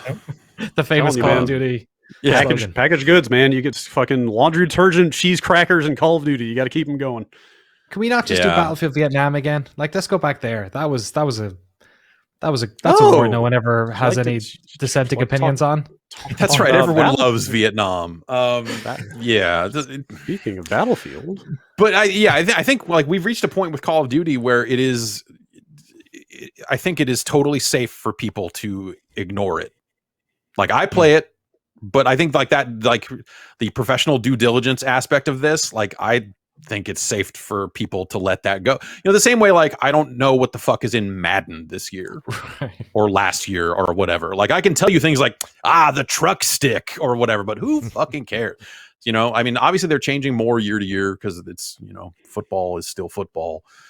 But it is what it is. Call of Duty will continue forever. I don't, like something resembling forever at this point. Like it's clearly not going to go away anytime soon. And I think it's just become that industry unto itself, and people are just going to play it or they're not. And I don't know. I like checking in on it every year. I mean, they even point out in the story that Activision CFO said, what was it, in February last month, a couple months ago, that in our outlook, we are conservatively assuming Call of Duty premium units are lower year over year. So they were expecting whatever this game is to sell less than Black Ops Cold War did. For what it's worth. But it still sells enough, obviously. Yeah. And their business is changing a little bit because of the Warzone stuff, like them having a free-to-play Call of Duty thing that has been very popular is like probably really great for them in some ways, but like as a company that is very used to releasing that game every October, November, whatever, like I'm sure it's turmoil around that stuff. Like, oh, now we have to figure out, like every team that comes onto a Call of Duty game now has to figure out like, all right, we're going to do a World War II game. How the fuck do we fit it into Warzone? People already unlocked all this shit and paid for all these skins, and we want to honor that, but we want to do a World War II thing. I don't know how you do it. It's they've like created a different set of handcuffs with that Warzone shit. It's weird. I want my desert camo UAV to be in the Battle of the Bulge, Jeff. Yes. We all need that. I paid for these skins. If I can't have fucking purple anime guns that emit purple tracers in this battle, then what the hell are we even doing? So, yeah. Yeah. One more quick Call of Duty note before we move on. On the official Call of Duty blog, they have posted a quick message talking about the reduction in file size coming to all versions of the game, because that's where we're at these days. We're doomed. If you only have Warzone installed, you can expect to save, let's say, between 11 and 14 gigabytes, depending on platform, in the near future. And if you've got Warzone and Modern Warfare installed, they are going to be shaving 30 to 33 gigabytes off. It's not nothing. So Okay. not nothing. Yeah. They are conscious of the situation with the bulging size of that game. Yeah, but like Black Ops is still super big too. So this is just the Modern Warfare / Warzone client. This isn't even last year's Call of Duty game. Right. But you can chop you know, parts out of that. I wonder what that says about the respective player base sizes of each, considering that like people kind of universally seem to think Modern Warfare was better than Black Ops Cold War. Like maybe there's still quite a few people playing Modern Warfare. Yeah, there are, and you know, and people love Warzone, so that's the thing. But I my impression is that at the esports level, well, whatever, they're going to move on to the new game because that's what Activision is going to make them do. So maybe it doesn't matter, but I feel like there is definitely a group of people that seem to like Black Ops more than Modern Warfare. I just think they're wrong. I'm hoping some of this patch side. I did some interviews recently with some folks who worked on PS5 games, and they were talking a lot about how the streaming on that system enables them to use a lot more compression on the hardware side. And actually, when I downloaded the Disco Elysium, the PS5 version, you know, it gives you the option of which ones to download. PS5 one was smaller than the PS4 one, so I'm part of me is crossing my fingers that there's just like really bad optimization or something going on with the Call of Duty stuff, that like it's not going to be the way of everything, that like maybe studios will, once they have a bit more time with the new hardware, will be able to, you know, dial that stuff in a little bit, because it's kind of untenable. Yeah, with the size, I mean, especially the idea of like, hey, they're eventually going to put out the ability to add a hard drive to this thing, but there's going to be super expensive hard drives. Like that's a solution, but maybe not an amazing one for some players. So, but I'll say, I think Balan Wonderworld was 5 gig larger on the PS5 than it was on the PS4. Really? So it's not universal. But as I was looking at that, all I could think was like, well, of course, like they're not going to do the work to make this. It's just Balan Wonderworld. They're not going to care about that. Yeah, but I hope that that's something that like, I don't know if that's something that Sony needs to be better with libraries and tools and stuff to kind of help people achieve those better file sizes, or if tech teams just across the industry need to come up with solutions on their own, or what the hell. It'd be interesting to see 7-zip. Just install 7-zip on your PS5. I think that'll probably just work.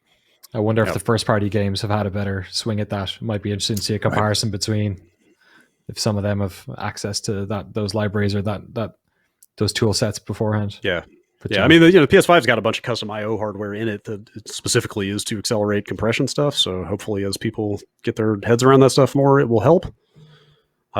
Here's something I was thinking about the other day. If that the expansion drive support in PS5 does come out this summer, like it's rumored, or whenever it comes out, right? Are you guys going to be brave enough to just like go out and drop the money on a drive day one? Because with all of the other issues that thing has been having around drive expansion and plugging stuff into USB ports and like things breaking on that console, like I don't know that I would risk it right off the bat at this point. Like the size, like the limit, the limited storage capacity is a real problem. But at the same time, like I might let some other people be the guinea pigs on that feature for a month or two. I don't know. I think it depends on what I'm playing and how much I need it at the time. If I'm at a wall where I'm like, this space thing is a major concern right now because of games coming out, then like it's been a hassle having to manage that drive every time I download a game. But so far I have been pulling it off. But yeah, I think you're right. I am inclined to wait a little bit unless there's a super pressing need. But also my knock on fucking something here, but like all of my issues around that stuff have been resolved on the PS5. Like I've not had any problems with external drive, weird shutdown, rest mode, like all that stuff has been working okay for a while now. For now, yeah. For now. But whatever. I was having problems before anybody was. The PS5 giveth and taketh away. So true. All right, real quick on to the other shooter news of the week. Tom Henderson, who I guess is a known Battlefield leaker in the past, with some pretty reliable info, is out there talking about this year's Battlefield, which he says will simply be called Battlefield.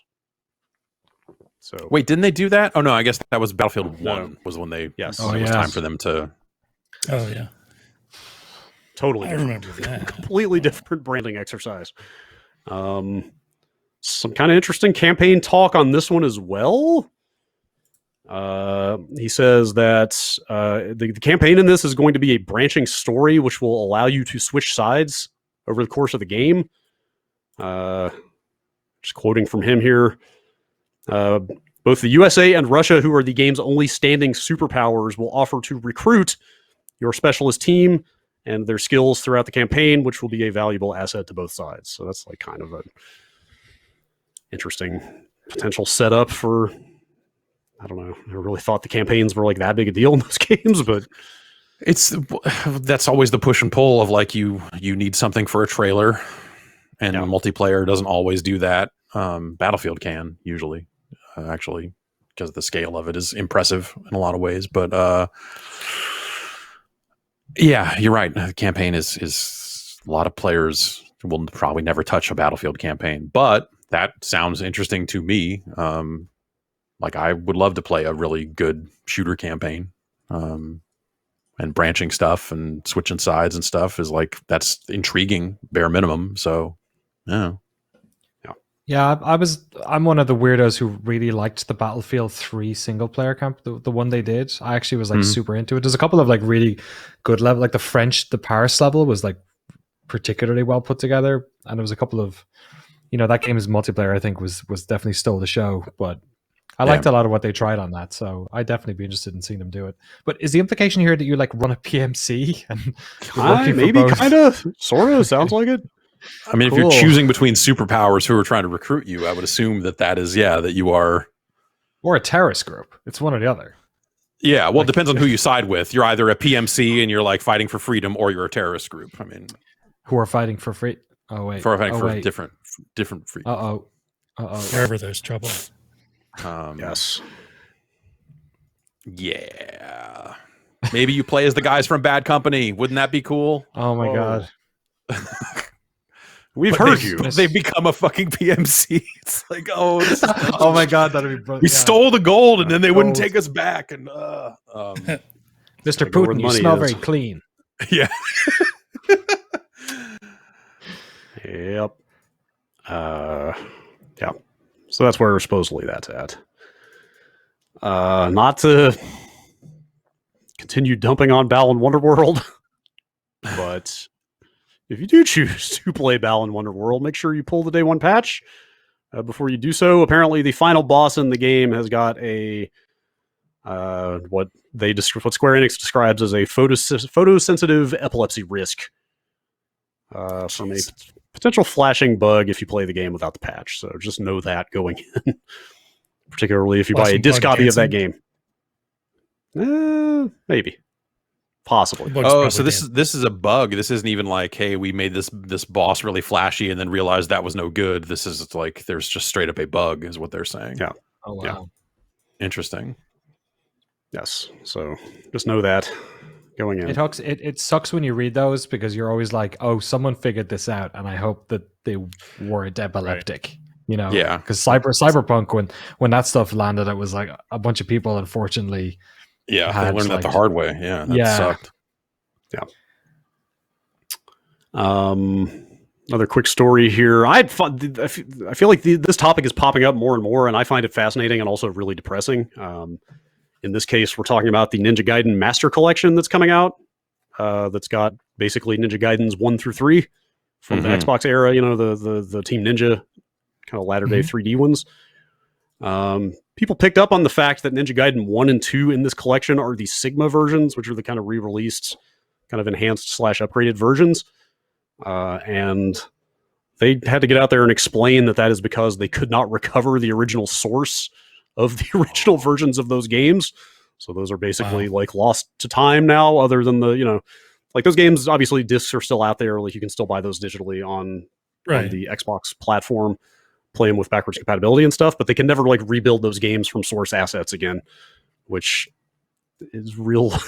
Like I said, is really depressing to me from a preservationist standpoint. It just feels like this story is popping up more and more lately. Yep. No one thought to save that stuff. Wild.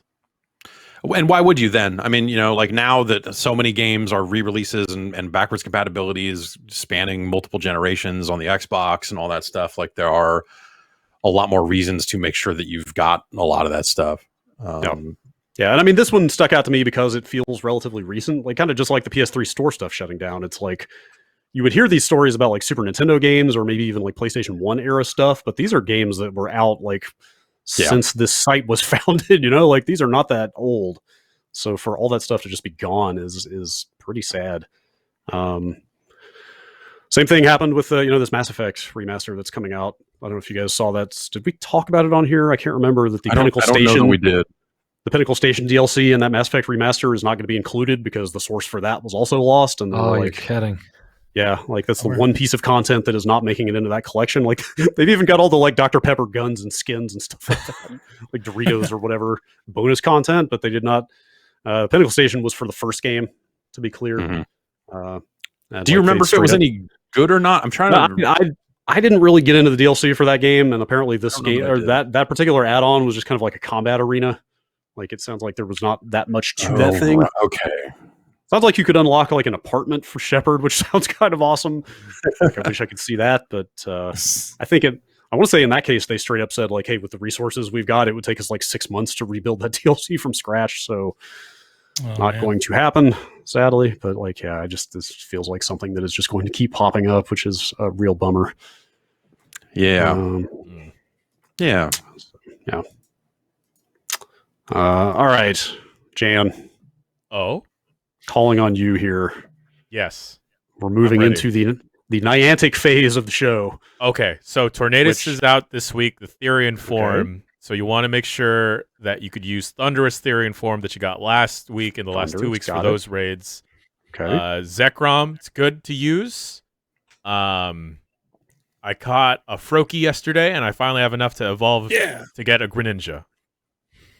Is that what we wanted to talk about? But Pokemon covered it, man. Answer all my questions. Pokemon Go strategy minute. Thank you for bringing that knowledge. There's 2 Niantic stories here, and I assume the latter one is the more interesting one to you. They have announced that their Tokyo studio, which I guess has not shipped a game before, this will be their first project, is doing a Pikmin game, which seems like a natural fit for AR. Yeah. But the bigger thing is they have gotten out there on Twitter with Chan. Just what do you think of this image? Okay, I'm showing it to the folks at home. I need it. There's a very like kind of cryptic up close photo that like obviously obscures some of the details on what looks to be a Niantic branded pair of AR glasses. They're back. The glass holes are back. That's right. I was just looking at the pair of Google glasses that I have here the other day and thinking I should dig those out and put those on because that's stupid. I've got a pair around here somewhere too. Shit. The tweet says, "Exciting to see the progress we're making to enable new kinds of devices that leverage our platform." And it sure does look like a pair of AR glasses that has an orange Niantic logo on the side. This might be the right place to insert this bit of information. Do you know that on the board of directors of Niantic is Gilman Louie, who was one of the founders of Spectrum Holobyte? He held a security clearance and also founded a CIA-focused venture capital firm called InQtel. Interesting. Okay, sure. So I'm helping the CIA spy on people by catching Pikachu. I'm not going to say one way or the other on that, but maybe. Are you sure that's a Greninja you caught? Oh no! Yeah. Oh no! That being said, I'm still gonna buy these fucking glasses. Okay, great. All right. And I feel like it's already really easy to spot groups of people who are playing Pokemon Go. Like, I guess these days, especially because like, why the fuck else would anyone leave their house? But like back in the day, it was like when you saw like a bunch of like young adults going for a walk with their phones out, it was pretty easy. Whereas this will just make it even easier. Like you Okay. can spot them miles away now. There is a They're branded gang. now. There is a gang of old people in Daly City playing Pokemon Go, and they used to carpool together, but they're being COVID conscious, and they're like driving in droves to like the local mall, the In-N-Out or wherever to do raids together.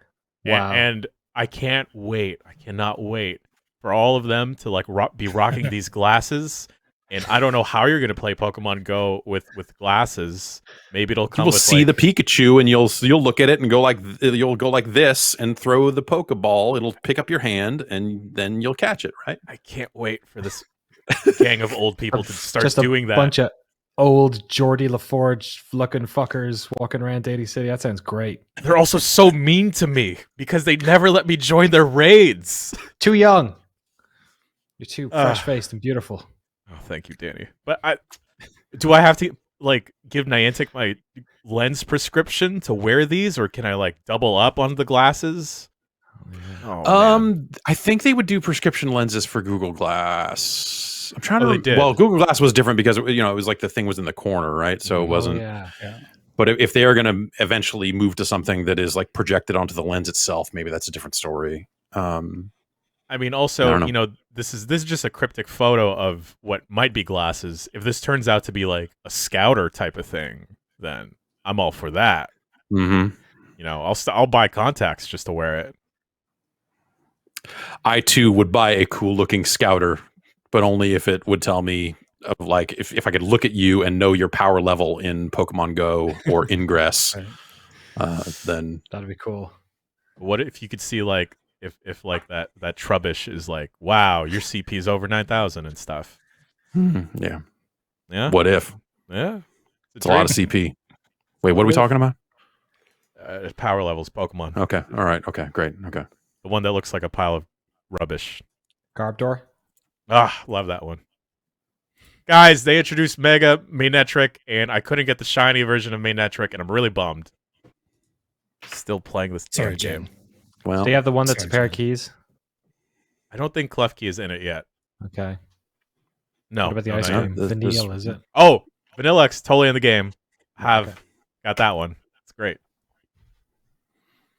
Someone saved Is Mr. Mime still a thing? Or did Okay, so Danny, there was a How's Mr. that? Mime event actually where you needed to buy a $10, $5 or $10 play pass to unlock the ability to catch Galarian Mr. Mime, which is the scarier Mr. Mime, and I think you could only get one per ticket.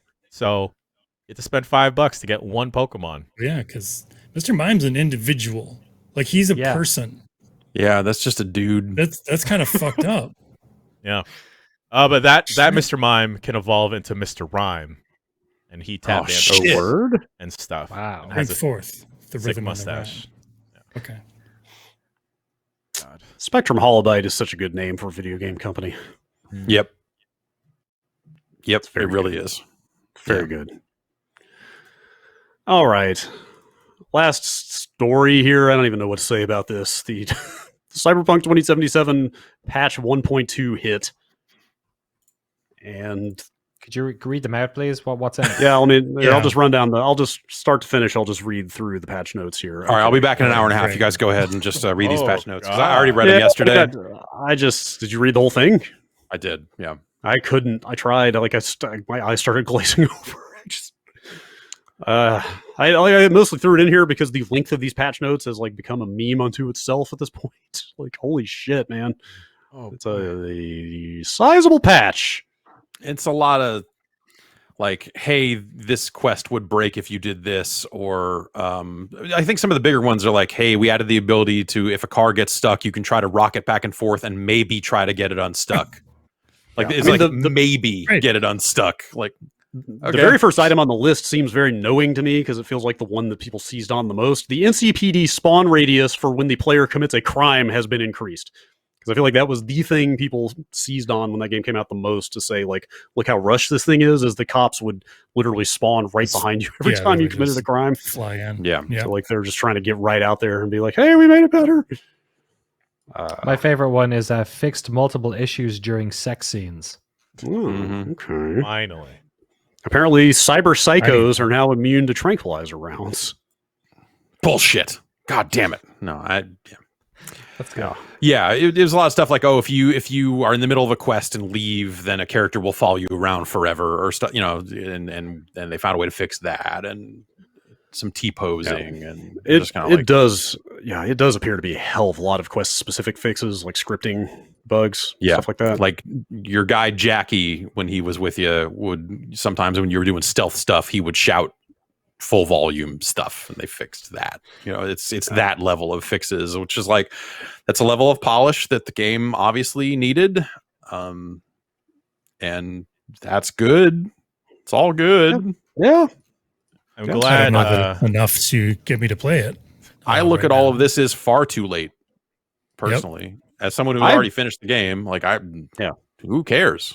Like if I was stuck, I would have gotten a refund by now. If I hit a quest progress problem of that nature, I would have refunded the game, or in my case, I did not do anything quite like that and finished it. And like, cool, they need to do this work, and they should, but like none they of have this. to, yeah. Like, what is this? Also, I guess the other bit is I believe Steven Totillo of Axios reached out to ask, hey, is this going to put this back on the PlayStation Store? And both Sony and CD Projekt Red gave no comment on that. So okay, all right, good to know. I just got like a shocked. I thought you were talking about expenses at CBS for a second. It's Axiom, totally different. Yeah, I'm gonna just have a heart attack. Like it touched like a response in my brain or something. Oh, you left before they changed. We finally got off of that god awful thing. Sometime after beautiful day that must have been. No, you're talking about Trex. So Axiom was the travel system. Right. That's what it was. Right. Yeah. You're right. Yeah, you're right. I was conflating those two things. That's right. American we never got Express off Axiom. Yes. American Express, Axiom. Still around as far as I know. Not that we have to. Yeah. You have to buy your flights through this system. They will cost 4 times more than if you just bought them off of the airline. But like the money is somehow fake because at some point the company buys in bulk and gets a discount on the other end at some point. Yeah. So pick these ones anyway. Like don't buy them privately. Don't buy them privately for cheaper. It doesn't work that way. And I'm like, but it's awful. You're trying to budget a project though, that didn't matter because you had to buy them. No, of course. It was real money until it was real money in all the negative ways. And that's how it usually works. Number of emails I got from people saying like, well, why don't we put you on this flight instead? It's cheaper. I said, well, I need to get here at this time, and that's why I chose this flight. Yeah, but what if you didn't? I think my flight got changed without me knowing, and the last PAX panel, I get like a notification from the airport saying like, hey, we're about to start boarding in 2 hours. And then I was thinking like, I have a panel in 8 hours though. So that was fun. Yeah, don't worry. Check out PAX has been cancelled this year. PAX season is not happening, right? Yeah. Started Started to get into my own crappy Axiom story, but let's just move on. Yes. Yeah. Sorry. Yeah. PAX. PAX. No. It's fine. Have they talked about PAX West yet? I don't think. No, I think I think the note is that they are hopeful that maybe they can still do it. They're still clinging to hope. I'm gonna just shake my head here. No, on that. I just don't. Nah. Yep. Nope. I'm good. One more note on the Cyberpunk stuff. Did you see the note? I forget which report it was in about the PlayStation 5 when it might be coming back to the store. The line I heard was that they are basically like saying it's basically up to Sony at this stage but they feel like I think the phrasing was closer than ever or something, but they've obviously still got more patches coming down the pipe. But yeah, as of right now, it's still not available digitally on Sony consoles, which is wild. I mean, they said there were 2 big updates due early this year, and is this not the first of those? This is the first. I got pushed back a bit. Yeah. And they also put out like a roadmap for what the studio is going to be doing. It looks like they're splitting between Witcher stuff and because they still have Monster Hunter, the mobile game, and then I think Gwent is still getting supported. and they're also, it looks like they're not doing the multiplayer thing, or they're reconsidering the Right, Cyberpunk the order of multiplayer. events, like Yeah, what they're going to do there. Yeah. that seems wise. Yeah. All right, we got through that grip of news, just story by story. We made it. Just chopping them here. down. That's right. It's time for a break. We'll be right back with some emails. We'll be right back.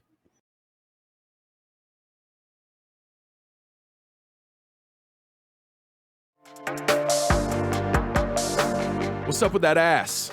No, look, I'm saying, are you cleaning it properly? Is my actual question here. You know? A lot of people just using toilet paper, just getting back there, and why it's old. It's not the way. The new way is Hello Tushy. That's right.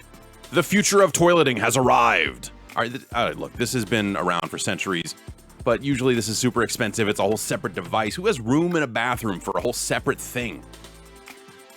Now, you've got another option. It's the brand new Hello Tushy 3.0 modern bidet attachment, and it's here to level the playing field. It's stylish, eco-friendly, easy to install, and affordable.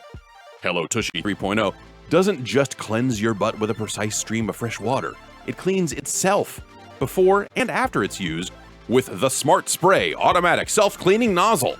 It attaches to your existing toilet, requires no electricity or additional plumbing, and cuts toilet paper use by like 80%.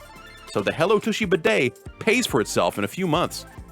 Because with Hello Tushy, you don't wipe at all. Just poop, spray, dry, and go. And sanitation is simple. The Schmutz Shield, TM, they went out and trademarked, that's how serious they are about this. The Schmutz Shield offers easy cleaning, and the knobs are naturally antimicrobial. Plus, every Hello Tushy bidet attachment comes with a 60-day risk-free guarantee and a 12-month warranty. Already got a Tushy on your pot? Upgrade to the new 3.0 model. If you're new to the revolution, join millions of happy Hello Tushy customers right now and have a clean butt with every flush. You can go to hellotushy.com/bombcast for 10% off plus free shipping. That's right.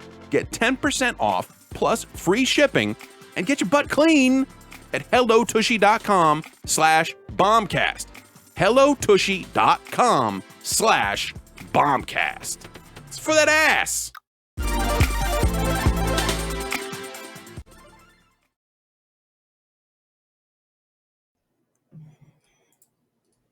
Emails, anyone?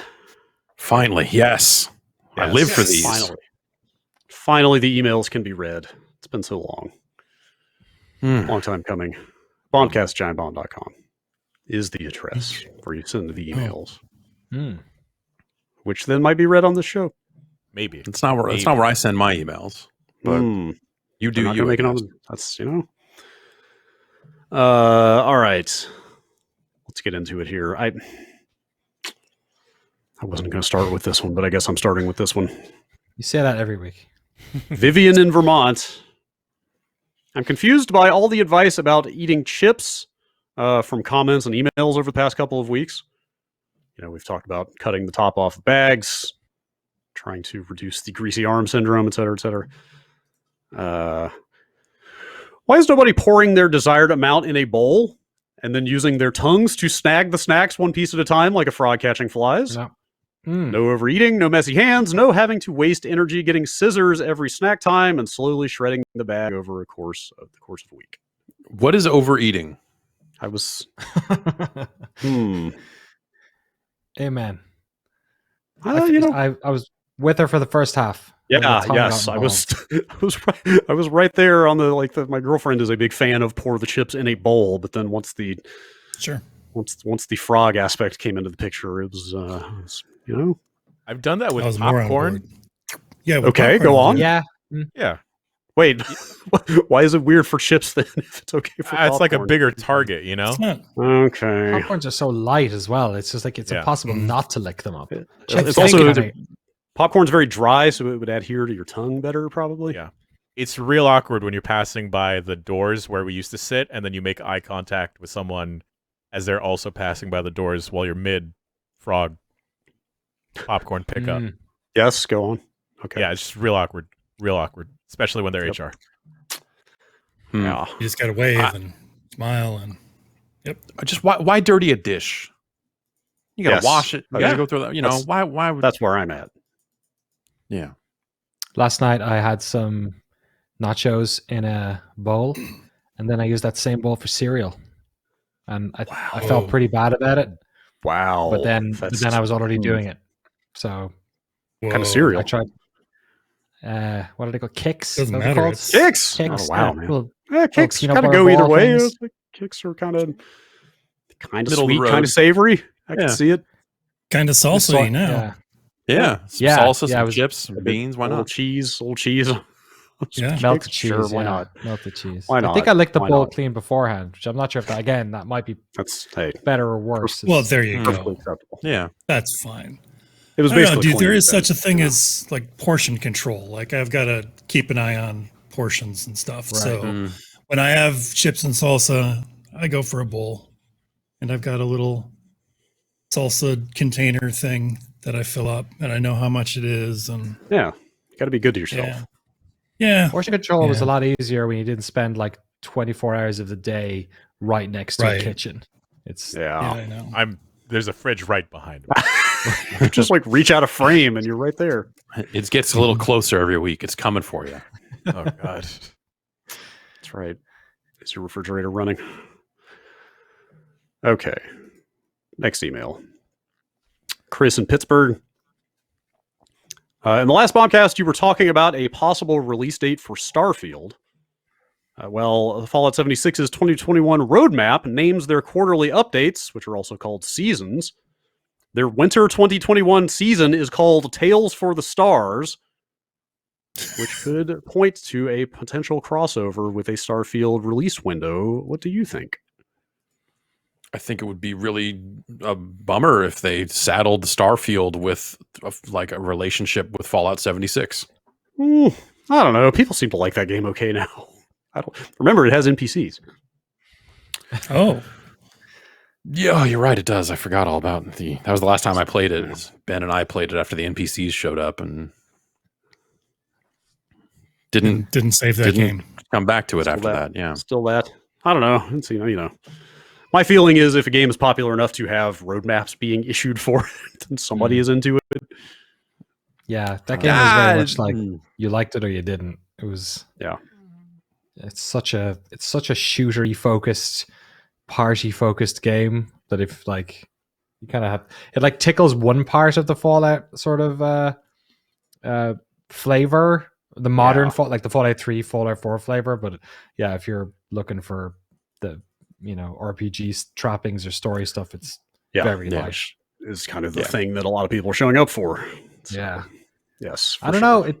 Like I'm sure they know when they announce the names of their things that people are gonna be sensitive to what it is. Yeah, I don't know. If I was a betting person, I'm just being overly pessimistic on every launch at the moment, just knowing how much of this slowdown that we're sort of entering now.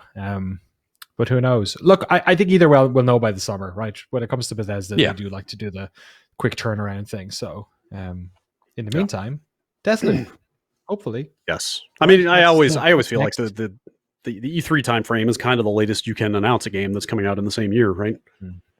Like much past that, you're kind of you're somewhere in surrendering there, too much marketing time to make that worthwhile, potentially.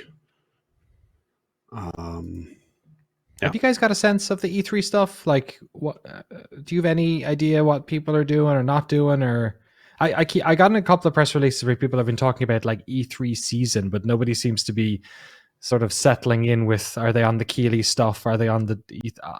I've seen nothing so far. Yeah, I mean, how much has E3 even announced themselves, and how much of it was just like leaked out? I think they've only responded to leaks so far. Right. I don't think beyond that they've actually confirmed anything. Which that probably says that they are still trying to get people to sign on for it, because you can't announce your thing if you don't have companies attached to it or something like that. But yeah, it's April, like soon. It's like pretty soon. There's definitely a planning aspect of all that stuff. That if you're not planning booths and all that other stuff, then maybe it's less of a planning cycle. But Yeah, no, there's been some bits and pieces going around, but nothing concrete. Yeah. I mean, for whatever it's worth, it's not indicative of that much, but Valve just announced another Steam festival for that week of June that is supposed to be the E3 target, the week of the 16th. They're going to be doing the next one of renamed those. it. It's called something else now. Steam Next Fest is the one taking place in June. For whatever that's worth. Summerfest before, I think. Steam Summerfest. Yeah, I think it was pretty seasonal before, I think. Let's see. Carmen in Kalamazoo, Michigan. Last week you read an email proposing the Terminator as a character in Hitman and said it could work if there were a Foundry level. My brain immediately pictured the level Foundry from Tony Hawk's Pro Skater 3, and that got me thinking. Which Tony Hawk levels would work the best in Hitman, and which Hitman levels would be the best to skate in? Sapienza would be a pretty good. You could skate there. Yeah, I was thinking anything anywhere with like some classical architecture has probably got a lot of nice like kind of curves that could act as ramps, a lot of railings to grind on. I don't know. Either railings in that mansion level from the new one. Oh yeah, sure. It's too much grass though. Sure. Either of the school levels in Tony Hawk. That's I don't know why that's where my brain also went for a Hitman map was in high school, and then I was like, you can't bring guns to a school. No. Yeah. That's immediately where my maybe you can't be assassinating people in the high school. Maybe not. I don't know. Then what are the city levels? Like a reunion, like a 10-year. Yeah, that's what I was thinking. Yeah. Do a Gross Point Blank tie-in. Nice. Sure. Chad points out that Hokkaido map would be pretty good. Oh yeah. Nice lighting. A nice nighttime one maybe. Yes. Oh, think how much grinding you get done on that final boss level in the new one. Just go up and down that train. Oh yeah. Just be sure. Smooth. Just grind that train forever. Yeah. Easy points. Another email in the same vein. This email is signed Dude Long Couch. You receive credible intelligence that a Terminator, a T-800 model, is targeting you and will arrive at your location within an hour. It's not a joke or a trick. The Terminator is really coming, and you have an hour to get ready. What do you do? How do you prepare to survive this attack? I've been waiting for this moment. Yeah, you've been thinking about this for, what is it, 30-something, for almost 40 years? No, I haven't. Can you go to a military I've got a go base? bag. We've got a go bag. Yeah. We'll get another go bag in the car. Do you happen to have like a little bit? Do you have like an RPG in that go bag by any chance? And no. We've been trying to find one though, like cheap. You know, they're so much markup on those things. Jordan's RPGs and PlayStation 5s, they're all just super hard to find nowadays. Yep, vaccine appointments. Yeah. Yep. That's right. There's a local East Bay Foundry. Is there one around here? Maybe. Oh, I don't know if this played better in the 80s than it does today, but I would leave the phone book out with all of the other people with my name circled on it on the table. Because he's got to check all of them, right? Yep. It's just like, just go find everybody else first. Yep. I'll be over here. There's a foundry in Oakland. Yeah. Getting on a plane. Now that I think about it, there is one, and my friend used to work at it. All right, great. There's one in downtown. Yeah, just by the port. There you go. There's a bunch in Hayward or, San Leandro. You can guide them down there. Yeah, when I think about where do I got to go to stay safe from something real bad that happened, first place comes to mind, San Leandro. It's got a different kind of bad there. Yeah. All right. Question from Carson in Arlington, Virginia. What's the best number of pillows to sleep with? 2. Danny is holding up a 1. 1. Yep. Don't be a monster. Yeah. Yes, I'm agree. Yes. In terms of pillows that I am contacting throughout the night as I'm sleeping, it's 1. So I had to I preferably only use 1 pillow, but now because of my freaking sleep apnea, I have to prop myself up with 3 pillows. Oh no! and it is the Is that permanent? weirdest adjustment. Wait, are you gonna? Is that permanent? Like from now on, you go to sleep at an angle? Who knows? We'll Oh, see, boy. depending on if my condition worsens or gets better. But yeah, it's weird now because I'm like a tummy sleeper, so I'm just like Oh, no. bumped down, Yeah. and that was probably exacerbating everything. So now I have to retrain myself to sleep on my side, which is I can't do it. It's really hard. Yeah. I need maybe like 2 body pillows to just like keep me upright. Yes. Oh, those, great! like, If you're in the market for pregnancy some, the U-shaped ones, little, Yeah. Oh, like yeah. they just look like a big puffy pair of pants. Yeah, you go that route, or I mean, but don't short yourself. Like, live the dream. If you get to be in the market for body pillows, like think of all the wonderful anime body pillows you get to shop for now. That's right. That's right. It's least- a wide market. At least 12 different Gokus. You could Treat yourself, as they say. Can you get the Resident Evil 7 lady? Because that would be like really tall as well. That would fill up the whole bed. That would be a large body pillow. Actually, I prefer. Can you get the Resident Evil 4 shop guy? That'd be a cool body pillow because he kind of hunches. So you kind of really get up on him. It's like you know? reaching over to you. Yeah. How are you sleeping? Never again. That's how. Yes. Also, I feel compelled to point out that while I only need one pillow at night, opinions differ strongly around here, and that even though I only need one, there are in fact between 6 and 8 on the bed at all times. So, Yeah. Whoa. Yep. that's a lot. Let's see here. Here we go. It's from Matt. Just so you know, when I was in high school in 88 to 92, in my area, if your skateboard broke when pulling a trick, it was called riding Nash. Yeah. Just gonna put that out Okay. there. Poor Yeah, Nash. yeah. He told me don't mean to keep dumping on Nash week after week, but They were low-end skating devices. Yep. starter model. So, Yeah. everybody's got to start somewhere. It's fine. Did they have the big fat like brake pad on the back? Was it one of those ones kind of? You know, that like almost Right. like I a know what roller you're skate talking kind of. about, Yeah. I don't think they remember. did, man. Matt from New Jersey. Recently finished my first playthrough of Control and listened to your episode talking about objects of power and altered items. If a current thing you owned was an object of power, what is it and what would it do? Mine would be a laser pointer that automatically sends herds of cats at whoever I aimed it at. I've got that plush Bubsy, and I think you would touch it and it would force you to play through Bubsy, which is like a really terrible fate. Okay. Let's video that Bubsy up on my TikTok. Follow me, Yeah, it was real Fritters good. 2000. Okay. Hit that up. Hit that up. I think that's what they say. Hit that up. Yeah, they end every TikTok like that. Hit that up. That was a real fucked up looking Bubsy in that TikTok. Yeah, Was it not? it is. Is there- It's pretty. Is there such it's a, pretty fucked to be fair, is there such a thing as a non-fucked up looking Bubsy? up. I guess not. They're all. I mean, Even but like so. even when What you is your think about the baseline standards on-brand, compliant Bubsy? I mean, the one in the game, the one on the box, and then the third one I would probably say is the one from the cartoon pilot. Oh my god! All right.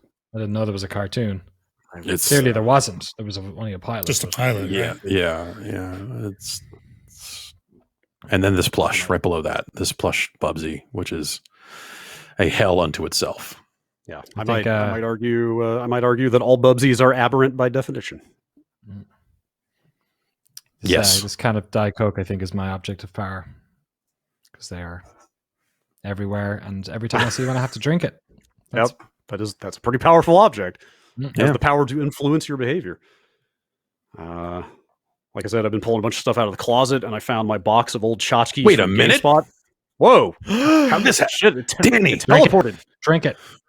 dude. It's that empty. can just teleported across the Drink it bay. again. Holy shit! It's terrifying. Thanks. Yeah.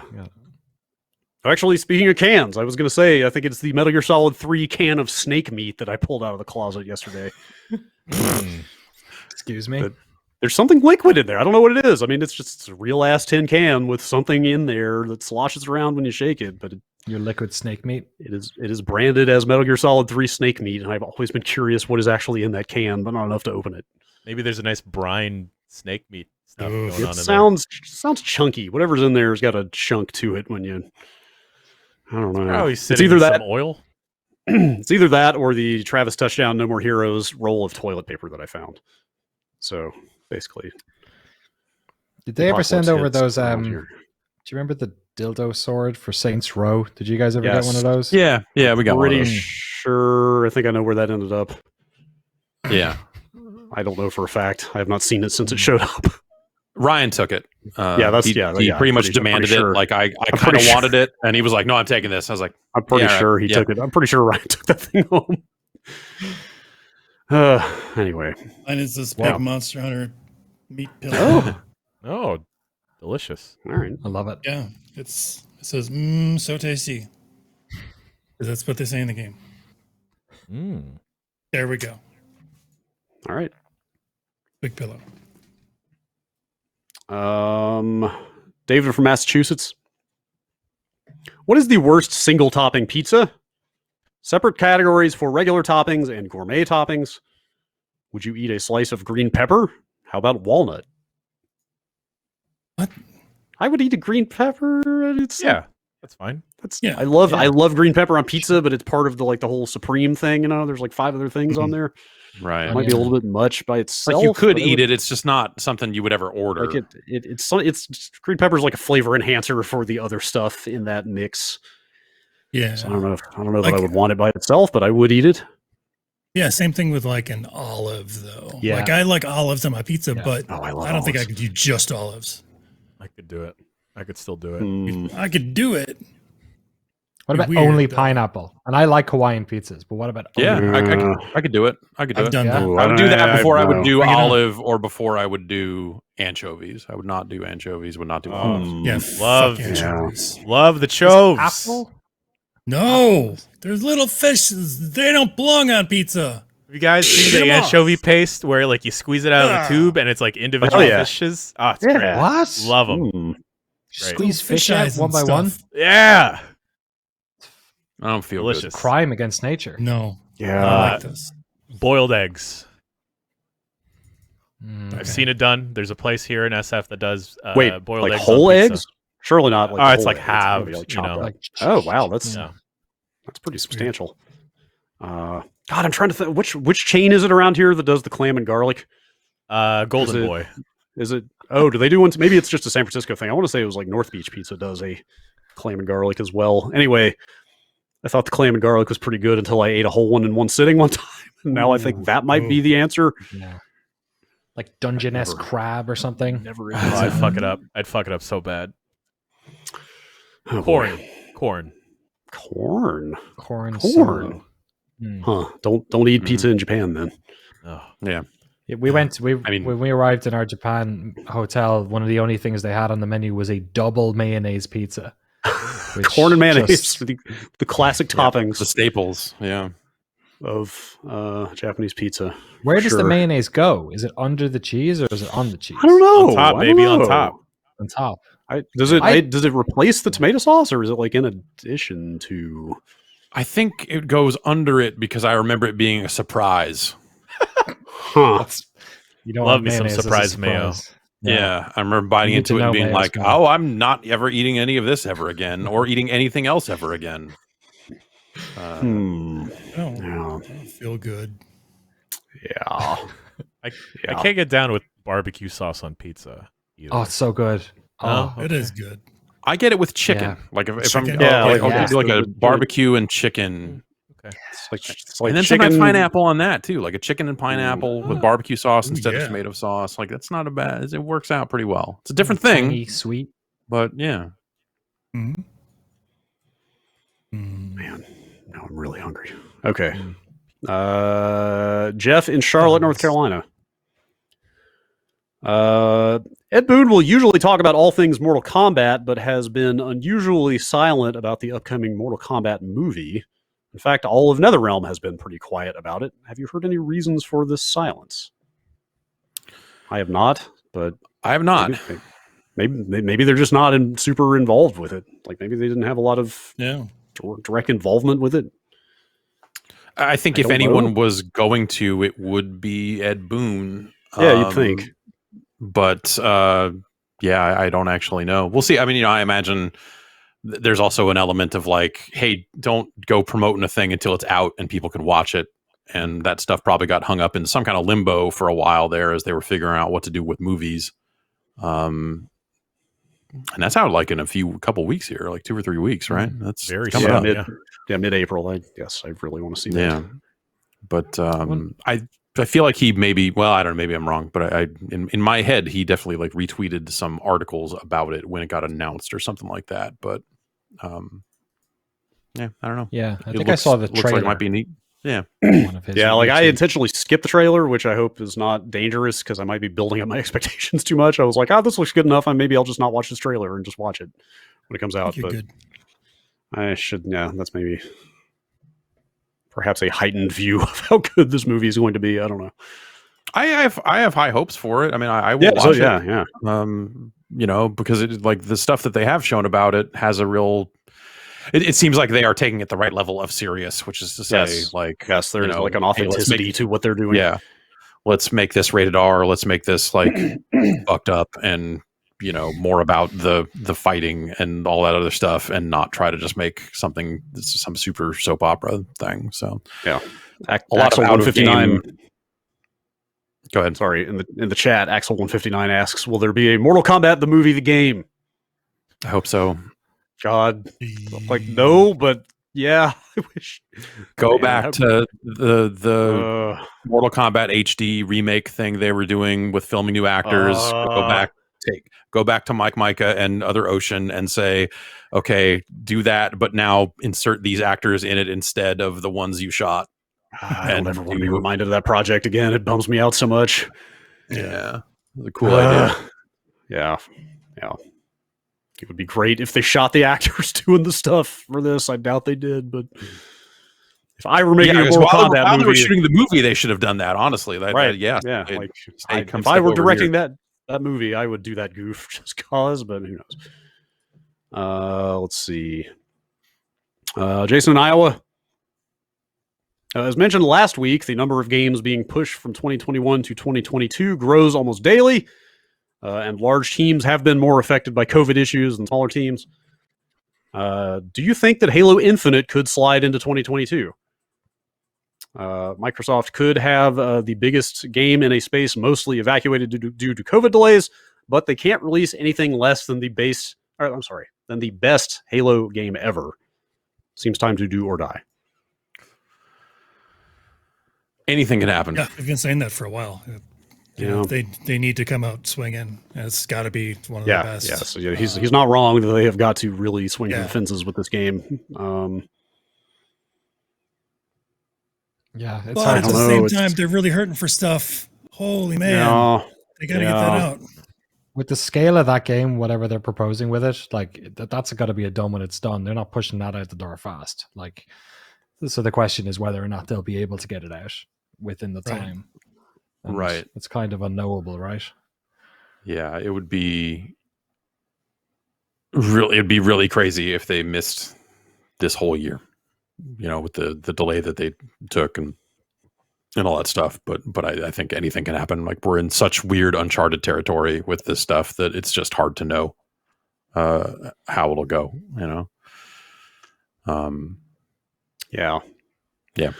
I mean, Phil Spencer, it's not, obviously he's not the only one making decisions around there, but I guess the buck kind of stops with him. But like, it seems like he has the long-term interests of the brand at heart much more than near-term financials. So I could see him just being like, the hell with it. Like, we did it once, we'll do it again.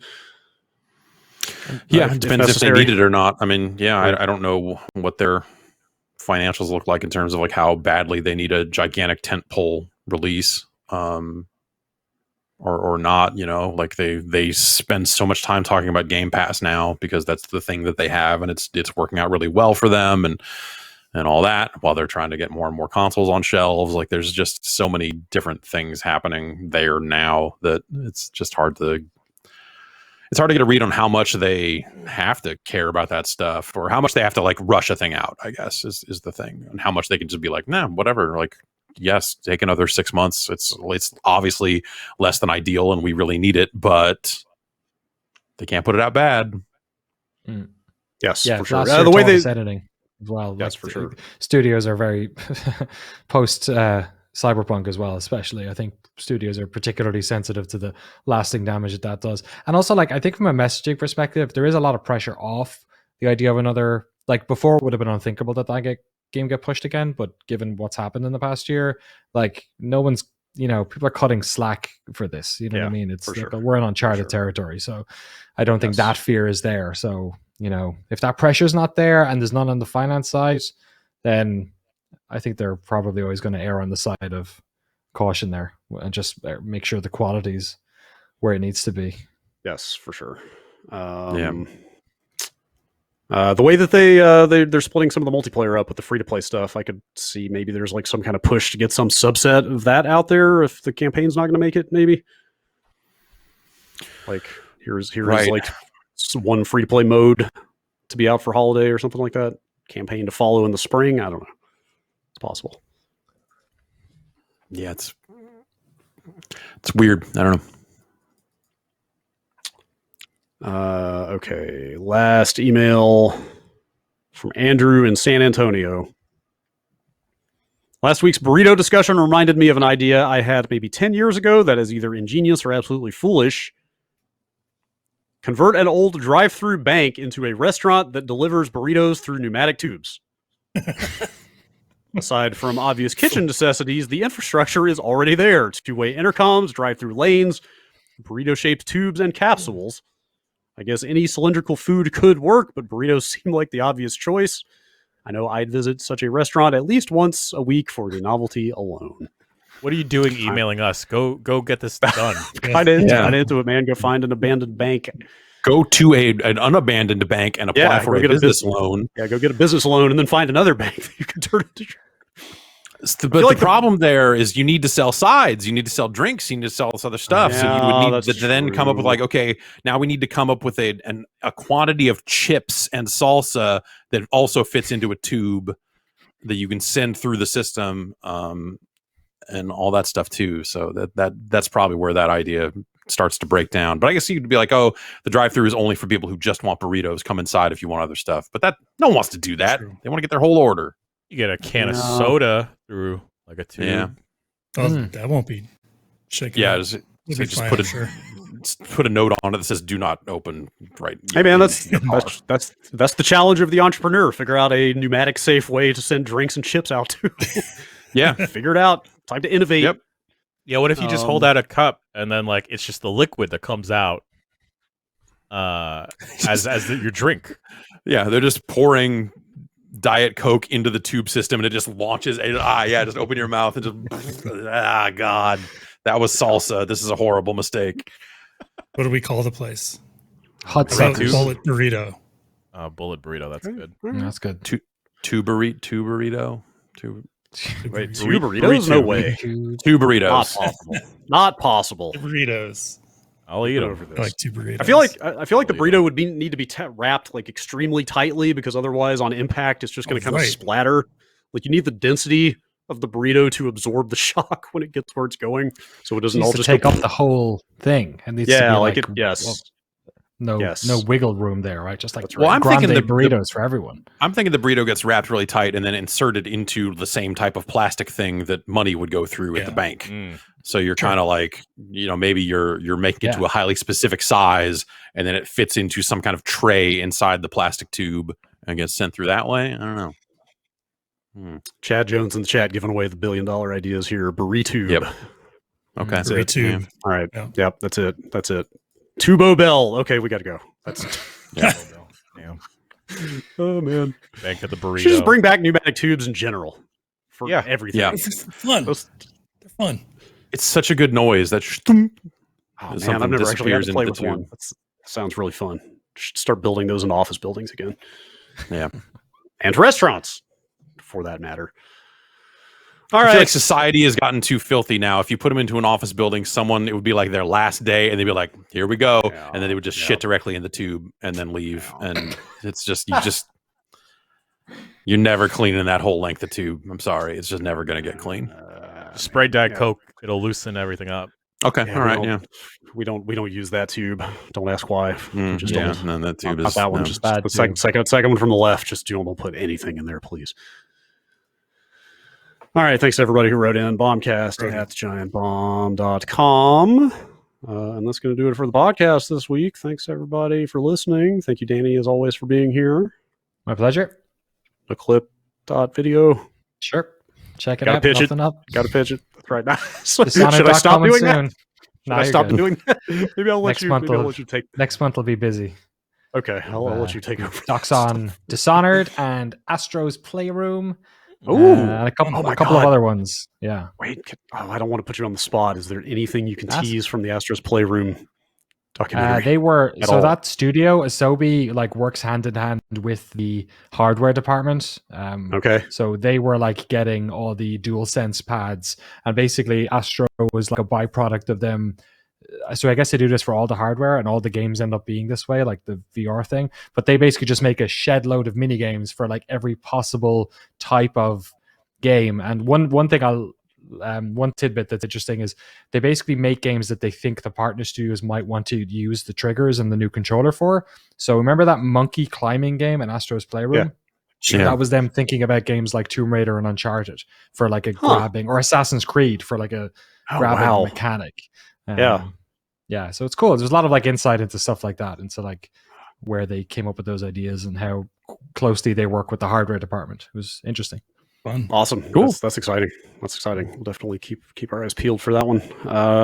Everybody listening, keep your eyes peeled to Giant Bomb for some stuff this week. Some streams and some quick looks. There are games out, I understand, that need to be covered. Yeah, with like tomorrow night, you got this Outriders. Oh, God, is that tomorrow Oh night? yeah. Yeah. I guess so. Wow, look at that. Kingdom Hearts look is at that. I coming could've to more said- platforms too. Oh boy. I heard it has an unlocked frame rate on PC. Oh man. Okay. Spin up the Kingdom Hearts machine. Give me that duck. Hmm. That's right. We're off to the More Donald Duck Balan Wonderworld? mines. Yes, sure. Yes, there's probably a professional Endurance duty run. there. Yes, there is some editorial obligation to. I don't know, man. We'll figure it out. We'll figure it out. Thanks for listening. We'll see you next week.